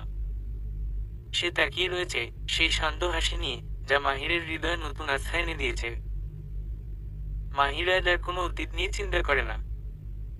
তার অন্ধকার অতীতের সমস্ত বোঝা সে এক জায়গায় রেখেছে, আর সামনে তাকিয়ে জীবনকে নতুন করে শুরু করার প্রস্তুতি নিয়েছে। এখন তার জীবনে আর কোনো জায়গা নেই যন্ত্রণা কিংবা ভুলের জন্য। রাতটা ছিল কিছুটা নিঃশব্দ, কিছুটা জ্যোৎস্নার মতো শান্ত। জানালার পর্দাগুলো হালকা নড়ছিল বাতাসে। ঘরটা ফুলের ঘ্রাণে ভরপুর, নরম আলোয় মোড়ানো এক টুকরো স্বপ্নের মতো লাগছিল সবকিছু। জোহা মাথা নিচু করে বিছানার এক কোণে বসে আছে, নীল শাড়িতে ঠিক যেন এক নীল পরি বসে আছে, হাড় ভরা মেহেদি, আর চোখে ভয়লার উত্তেজনার এক অসম্ভব মিশ্র ছায়া। বুকের ভেতরটা তার ধরফর করছিল, আজ থেকে শুরু হচ্ছে এক নতুন জীবন, নতুন পরিচয়। মাহির ধীরে ধীরে ঘরে ঢুকল। হাতে একটা ছোট্ট গিফট বক্স, চোখে দুষ্টু মাখা হাসি। তোমায় দেখে আজ বুঝলাম সুন্দর কাকে বলে, ফিসফিস করে বলে মাহির। জোহা মুখ তুলল না। ঠোঁটের কোণে হালকা হাসি খেলল, কিন্তু চোখের কোণে একটুখানি জল টলমল করে উঠল। মাহির সামনে গিয়ে বসল, হাত বাড়িয়ে জোহার কপালের চুলগুলো একপাশে সরিয়ে দিল। ভয় পাচ্ছ? না, খুব আস্তে বলল জোহা। তবে জানো, আজ মনে হচ্ছে আমি যেন কারো পুরোটা হয়ে যাচ্ছি। তোমার প্রতিটা স্পর্শ, প্রতিটা নিঃশ্বাস আমার, শুধু আমার। মাহির কণ্ঠে ছিল এক অদ্ভুত দৃঢ়তা। সে জোহার হাত ধরল, গোলাপের তাজা গন্ধে ভরে উঠেছে রাতের সেই নিঃশব্দ মুহূর্ত। তারপর সে ধীরে ধীরে বক্সটা জোহার দিকে বাড়িয়ে দিল। খুলে দেখো। জোহা জড়ানো আঙুলে খুলে দেখল একটা সাদা মুক্তার লকেট, যার ভেতরে ছোট্ট একটা ছবি, তাদের দুজনের হাসি মুখ। যখন আমি দূরে থাকবো, এইটা তোমার বুকের কাছেই থাকবে, যেন তুমি আমাকে অনুভব করতে পারো সব সময়। মাহির কণ্ঠ একটু কেঁপে উঠল। জোহার চোখ তুলে তাকালো মাহির চোখে। ওই চোখ দুটোতে প্রেম ছিল, প্রতিশ্রুতি ছিল, আর ছিল ভরসা। সে আর নিজেকে আটকে রাখতে পারল না। ধীরে উঠে দাঁড়িয়ে মাহির বুকের মধ্যে মাথা রেখে বলল, আজ থেকে তুমি আমার স্বপ্ন না, তুমি আমার বাস্তব। আমাকে আগলে রেখো, ভালোবেসে রেখো। আমি তোমার কাছে শুধু শরীর হয়ে নয়, একটা হৃদয় হয়ে থাকতে চাই। মাহির জবাব দিল না। শুধু জোহাকে শক্ত করে জড়িয়ে ধরল বুকের ভেতর। ওর ঠোঁট জোহার কপালে ছুঁয়ে বলল, তুমি আমার প্রার্থনার উত্তর, আর আমি তোমার চিরকাল। ঠান্ডা বাতাসে পর্দাগুলো সরে গিয়ে দুজনের গায়ে এসে লাগে। বাইরে পূর্ণিমার আলো, আর ভেতরে দুটো মানুষ নতুন জীবনের শুরুতে এক টুকরো ভালোবাসা নিয়ে, যেখানে কোনো অতীত নেই, শুধু আজ আর আগামীর প্রতিশ্রুতি। ভালোবাসায় মেতে ওঠে দুটি প্রাণ, যেখানে নেই কোন বাধা, আছে শুধুই নিজেদের চাওয়া। বিয়ের সেই রোমান্টিক দিনটা শেষ হতে না হতেই এবার মাহিরের মন একটু গম্ভীর হয়ে যায়। তার জীবনে এত কিছু ঘটেছে যে একে একে সবকিছু মনে রাখা সহজ নয়। তবে জোহা তার পাশে ছিল, থাকবে এবং তাকে সাহস যোগাবে, এটাই আজ তার একমাত্র আশা। সকালে স্নান শেষে মাহির জানালা দিয়ে বাইরে তাকিয়েছিল। সিলেটের পাহাড়ি পথ, দূরে গ্রাম, আর শান্ত নদী। সবকিছু এত সুন্দর, এত নিস্তব্ধ, যেন প্রকৃতির সাথে তার সম্পর্ক মধুর হয়ে উঠেছে এক অদৃশ্য সঙ্গীতের মতো। হঠাৎ পেছনে থেকে দরজা খোলার শব্দে মাহির ঘুরে দেখে জোহা হাসি মুখে ঢুকছে। বিকেলের জন্য কোথাও যাওয়ার প্ল্যান আছে? জোহা প্রশ্ন করে, তার মুখে সেই মিষ্টি হাসি যেটা মাহিরের মনকে ভালো করে তোলে। এখন ভাবছি কিছুটা সময় আমাদের জন্য থাকতে হবে, মাহির উত্তর দেয়, তবে তার মুখে মৃদু সংজ্ঞা। এতদিন অনেক কিছু চিন্তা করেছি, কিন্তু জীবনে কিছুটা সময় তো আমরা দুজনেই একসাথে কাটাতে পারি। জোহার হাসি আরো বাড়ে। সে মাহিরের পাশে এসে দাঁড়িয়ে বলল, হ্যাঁ, সেটা তো অবশ্যই। এই নতুন জীবনে আমাদের জন্য অনেক কিছু অপেক্ষা করছে। আমি জানি আমরা দুজনেই একসাথে এই পথটা আরো সুন্দর করে গড়ব। মাহির হাত ধরে জোহার কপালে একটি চুম্বন দিয়ে বলল, তুমি জানো, আমার জীবনের সবচেয়ে বড় উপহার তুমি। জোহার চোখে নরম আলো, এক অদ্ভুত শান্তি ছড়িয়ে পড়ল। তার মনে হয়েছিল জীবনের একটাই লক্ষ্য, এই মানুষটা, মাহির, যার সঙ্গে একে একে জীবনের সব স্বপ্ন পূরণ করবে। তারা একে অপরের কাছে এসে দাঁড়ালো, এক মুহূর্তে সবকিছু থেমে গেছে। আজকে আমরা কোথায় যাব? মাহির প্রশ্ন করলো, চোখে উচ্ছ্বাস। আজকে আমরা সিলেটের সুন্দর জায়গাগুলো দেখব। আজ আমরা দুজনে শুধু নিজেদের সময় দিব, জোহা উত্তর দিল। দুজনেই বেরিয়ে আসে মিষ্টি শেখকে জানিয়ে বাসা থেকে। তাদের বাংলো থেকে একটু দূরে, যেখানে পাহাড়ি গ্রাম আর নদী দেখা যায়, সেখানে তাদের দিনটা কাটানোর পরিকল্পনা। সিলেটের নৈসর্গিক সৌন্দর্যে হারিয়ে গিয়ে দুজনেই পুরোপুরি নিজেদের মধ্যে একে অপরের গল্পে মুগ্ধ হয়ে সময় কাটালো। সন্ধ্যায় তারা নদীর পাশে এক ছোট্ট ক্যাফেতে বসে এক কাপ চায় মেতে ওঠে। চারপাশে শান্ত পরিবেশ, নরম বাতাসে গাছপালার ডালপালা ঝুলছে। মাহির বলে, জোহা, আমি কখনো ভাবতে পারিনি এমন একটা শান্ত জীবন হবে। তোমার সাথে এই জীবনের প্রতিটি মুহূর্ত উপভোগ করতে চাই। জোহার চোখে সামান্য বিস্ময়। সে জানে মাহিরের জীবন কখনোই সহজ ছিল না, কিন্তু এই শান্ত জীবন, এই একে অপরকে বুঝে নেওয়া, এটাই তাদের জীবনের সবচেয়ে বড় পুরস্কার। তুমি ঠিক বলেছ মাহির, আমাদের জীবনটা কঠিন হলেও এখন আমরা একে অপরকে পেয়ে জীবনটাকে নতুনভাবে দেখছি। জোহার কথা বলে একে অপরের দিকে তাকিয়ে হাসে। তাদের চোখের মধ্যে এক ধরনের অদৃশ্য বন্ধন তৈরি হয়ে গেছে, যা ভাষায় প্রকাশ করা সম্ভব নয়। তারা দুজনই জানে জীবনের সামনে অজস্র সমস্যা আসবে, কিন্তু একে অপরের পাশে থাকলে সেসব সমস্যার মোকাবিলা করা সহজ হবে। সন্ধ্যায় চা খাওয়া শেষে তারা ফিরে এল। বাংলোয় ফিরে আসার পর মাহির বলল, এই জায়গাটা মনে থাকবে জোহা। তুমি আমার জীবনের সবচেয়ে সুন্দর অধ্যায়। এদিন রাতে তারা রুমে বসে আলোটা অন্ধকারে মিলিয়ে গিয়ে আবার ভালোবাসার আলোর দিকে এগিয়ে চলে। জীবন স্নিগ্ধ রাতের মতো আরো একবার নতুন করে শুরু হয়েছিল। বিয়ের পর কয়েকদিন সিলেটে থেকেছিল মাহির আর জোহার পরিবার। চারপাশের আত্মীয় স্বজনেরা যে ভালোবাসায় দুজনকে ঘিরে রেখেছিল, তাতে বোঝা গিয়েছিল এই সম্পর্ক শুধু মাহির জোহার ভালোবাসার নয়, বরং দুটি পরিবারের হৃদয়ের বাঁধন। এখানে থাকলে তো জীবন চলবে না। ঢাকায় ব্যবসা আর কত কাজ জমে গেছে এতদিনে। মাহিরের বাবার পুরনো বাড়ি, যা এতদিন বন্ধ ছিল, সেই বাড়িতেই ফিরবে তারা। সেই বাড়ি যেখানে একসময় হাসি ছিল, আলো ছিল, আর একদিন সবকিছু নিভে গিয়েছিল এক চক্রান্তে। আজ সে বাড়ি আবার আলো পাবে, ভালোবাসা পাবে, প্রাণ ফিরে পাবে, মাহিরের আর জোহার সংসার দিয়ে। যেদিন জোহা প্রথম সেই বাড়িতে প্রবেশ করলো তখন সন্ধ্যা। চারদিকে শিউলি ফুলের গন্ধ ছড়িয়ে আছে। কালো শাড়িতে, কপালে ছোট্ট টিপ, চোখে এক অদ্ভুত উজ্জ্বলতা। জোহাকে দেখে মাহির যেন ভুলে গেছে সব অতীত কষ্ট। মিষ্টি শিখের চোখেও জল। এটা কোন কষ্টের কান্না নয়, এ যেন ফিরে পাওয়া সুখের কান্না। মায়ের কাপা কণ্ঠে বলা কথাগুলো হৃদয়ে বিঁধে যায় জোহার। এ বাড়ি অনেক বছর পরে আবার চুরির শব্দ শুনবে। তুই এই ঘরটাকে ভালোবাসায় ভরিয়ে দিস মা। জোহা মাথা নিচু করে বলল, আমি পারবো মা। আমি প্রতিদিন নতুন করে এই ঘরটাকে গড় ভালোবাসায় যতদিন বেঁচে থাকবো। সেই দিন বিকেলে বাড়িতে ছোট্ট অনুষ্ঠানের আয়োজন করা হয়। মিষ্টি শেখ নিজে হাতে রান্না করেন খিচুড়ি, পোলাও, রোস্ট। মাহির কিচেনে ঢুকে জোর করে বলল, আজ আমিও সাহায্য করব মা। মিষ্টি শেখ হেসে বলেন, এমন ছেলেকে জন্ম দিয়েছিলাম বলেই এখন এই বয়সে শান্তি পাচ্ছি। রাতের বেলা চাঁদের আলোয় ছাদে দাঁড়িয়ে ছিল মাহির আর জোহা। দুজনের মাঝখানে এক টুকরো নীরবতা, কিন্তু সেই নীরবতায় ছিল অগাধ শান্তি। অনেকদিন পর মাহির অনুভব করলো এটাই জীবন। একটা ঠিকানা, একটা আশ্রয়, একটা ভালোবাসার খুঁটি। জোহা হঠাৎ জিজ্ঞেস করলো, তুমি কি এখন খুশি? মাহির একটু থেমে বলল, খুশি না বলে যদি বলি পূর্ণ, তাহলে বুঝতে পারবে। জোহা মৃদু হাসে, তাহলে আমরা দুজনেই পূর্ণ। মাহির তার কাঁধে হাত রাখে, এই নতুন জীবন আমাদের, কোনো পুরনো ভুল, কোনো তিক্ততা কিছুই আর থাকছে না। আমি শুধু চাই তুমি পাশে থাকো জোহা। তুমি আমার ঘরের আলো। জোহার চোখ ভিজে ওঠে, আমি ছায়া হব, আলোতে না থাকলেও পাশে থাকবো সব সময়।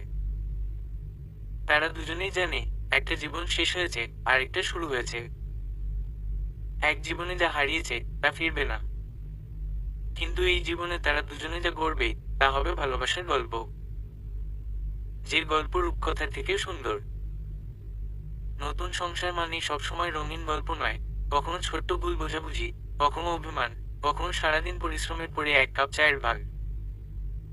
জোহা একদিন ভোরে উঠে দেখে মাহির রান্নাঘরে চুলার পাশে দাঁড়িয়ে চায়ের কাপে চামচ নাড়তে নাড়তে গুনগুন করে গান গাইছে। হালকা বৃষ্টির শব্দে আর সেই গলার সুরে পুরো ঘরটা যেন একটা প্রেমের গল্প হয়ে উঠেছে। জোহা পিছন থেকে জড়িয়ে ধরে বলল, তুমি তো দেখি পুরো সংসারী মানুষ। মাহির এসে বলল, তুমি পাশে আছো বলেই তো এখন নিজের সবটুকু দিয়ে গড়তে ইচ্ছা করে। কিছুদিন পর অফিসের কাজ নিয়ে মাহির প্রচন্ড ব্যস্ত হয়ে পড়ে। জোহা একা ঘরে অপেক্ষা করে করে ক্লান্ত হয়ে পড়ে। এক রাতে খাওয়া শেষে দুজন মুখোমুখি বসে। জোহা বলল, তুমি কিন্তু এখন আর আমাকে সময় দিচ্ছ না, ঘরে ফিরলেও ফোনে কথা, মিটিং। মাহির থমকে যায়। জোহার মুখের অভিমান স্পষ্ট। সে টেবিলের উপর হাত রাখে, ভুল হয়ে গেছে জোহা। সবকিছুতে তো শুধু সফলতা চাইছিলাম, কিন্তু ভুলে গেছি তোমার একটা কথাই অনেক শান্তি দেয়। জোহার চোখ নামিয়ে বলে, আমি কিছু চাই না মাহির, শুধু চাই তুমি একটু সময় দাও। পরদিন থেকেই বদলে যায় মাহির। অফিস থেকে আসার পর ফোন অফ করে দেয়। রাতের খাবার শেষে ছাদে উঠে তারা দেখে ছোট ছোট ইচ্ছেগুলো আবার ফিরে আসে। একদিন রাতে মাহিরের মাকে পাশে বসিয়ে জোহা এক চুপচাপ খবর দেয়, মা আমি। মিষ্টি শেখ তাকিয়ে বলে, কি হয়েছে মা? জোহা নিচু গলায় বলে, মা আমি মা হতে চলেছি। সেই মুহূর্তে যেন সময় থেমে যায়। মিষ্টি শেখের চোখে জল, ঠোঁটে হাসি, কণ্ঠে কাঁপুনি। তিনি শুধু বলেন, আমার ঘরটা আবার পূর্ণ হলো মা। এই ভালোবাসার সংসারটা আর কিছু চাই না। মাহির খবরটা শুনে জোহাকে জড়িয়ে ধরে। তোমার মাধ্যমে আমার ঘরে নতুন জীবন আসছে জোহা। তুমি শুধু আমার ভালোবাসা না, তুমি আমার আশীর্বাদ। রাত গভীর হয়, চাঁদ ডুবতে থাকে, কিন্তু একটা নতুন দিনের আলো যেন দিগন্তে জ্বলে ওঠে। দেখতে দেখতে সময় এগিয়ে চলে খুনসুটি ভালোবাসা আর মাহিরের কেয়ার। মিষ্টি শেখ যেন এক মুহূর্তের জন্য জোহাকে একা রেখে কোথাও যায় না। জোহার ডেলিভারি ডেট এগিয়ে আসতে থাকে। সকালটা ছিল অন্যরকম। আকাশটা মেঘে ঢাকা, কিন্তু মনটা ছিল উত্তেজনায় কাঁপা। মাহির বারবার ঘড়ির কাঁটার দিকে তাকাচ্ছিল, হাসপাতালের করিডোরে পায়চারি করছিল বারবার। ভেতরে জোহা। মা, এই শব্দটা মাহির আগে অনেকবার শুনেছে, অনুভব করেছে, কিন্তু আজ সেটা তার জীবনে ঘটছে। জোহা সেই নারী যে ওর ভাঙা জীবনটাকে গড়ে তুলেছে, ওর ভিতরের ছেলেটাকে একজন পুরুষ করেছে। আজ সেই মেয়েটাই ওর সন্তানের মা হতে চলেছে। মিষ্টি শেখ পাশে বসে বারবার দোয়া পড়ছেন, চোখে জল। একজন মা যখন আরেকজনকে মা হতে দেখেন, সেখানে সৃষ্টিকর্তা যেন হাত রাখেন। ভেতর থেকে নার্স বেরিয়ে এসে বলল, অভিনন্দন, আপনাদের একটি কন্যা সন্তান হয়েছে। মাহির স্থির হয়ে গেল এক মুহূর্ত। শব্দগুলো যেন দূর থেকে এল, কিন্তু হৃদয়ে বাজল গর্জনের মতো। সে ছুটে গেল ভেতরে, যেখানে জোহার চোখ বন্ধ করে হাসছে ক্লান্ত মুখে। পাশে ছোট্ট একটা গোলাপি মুখ, চোখ দুটো বন্ধ, নিঃশ্বাস নিচ্ছে ধীরে ধীরে। মাহির ধীরে ধীরে এগিয়ে গেল, এক হাতে জোহার হাত ধরল, অন্য হাতে ছোট্ট মেয়েটার আঙুল। তোমার নাম রাখবো মেঘ, মাহির ফিসফিস করে বলে। জোহার চোখ মিলে বলল, মেঘ কেন? মাহির এসে বলল, কারণ ভালোবাসার এই গল্পটা মেঘ দিয়ে শুরু হয়েছিল, আর মেঘ দিয়ে শেষ হলো, ভালোবাসার মেঘ। জোহা হালকা হেসে মাথা নাড়ল, চোখে জল জমে উঠছে। তুমি জানো মাহির, আমি জীবনে খুব বেশি কিছু চাইনি। শুধু একটা মানুষ যে আমার পাশে থাকবে। তুমি সেই মানুষ। তুমি আমার ঘর, আমার আশ্রয়। মাহির চোখে জল নিয়ে বলে, তুমি শুধু ঘর না জোহা, তুমি ঘরের আলো। তুমি না থাকলে এই গল্পটাই অসম্পূর্ণ থেকে যেত। সন্ধ্যা নামে হাসপাতালের জানালায়। বাইরে বৃষ্টি পড়ে একটানা। ভেতরে ছোট্ট এক পরিবার, তিনজন মানুষ, যাদের মধ্যে এখন আর কোনো অতীত নেই, শুধু ভবিষ্যৎ। মাহির জোহার কপালে চুমু খায়, মেঘকে কোলে তোলে। এই বৃষ্টি, এই মেঘ, এই ঘ্রাণ, মনে রেখো জোহা, এটাই আমাদের গল্পের হ্যাপি এন্ডিং। আর এন্ডিং মানেই তো সব শেষ নয়, এক নতুন শুরু বটে। ভুল ত্রুটি ক্ষমার দৃষ্টিতে দেখবেন। সমাপ্ত।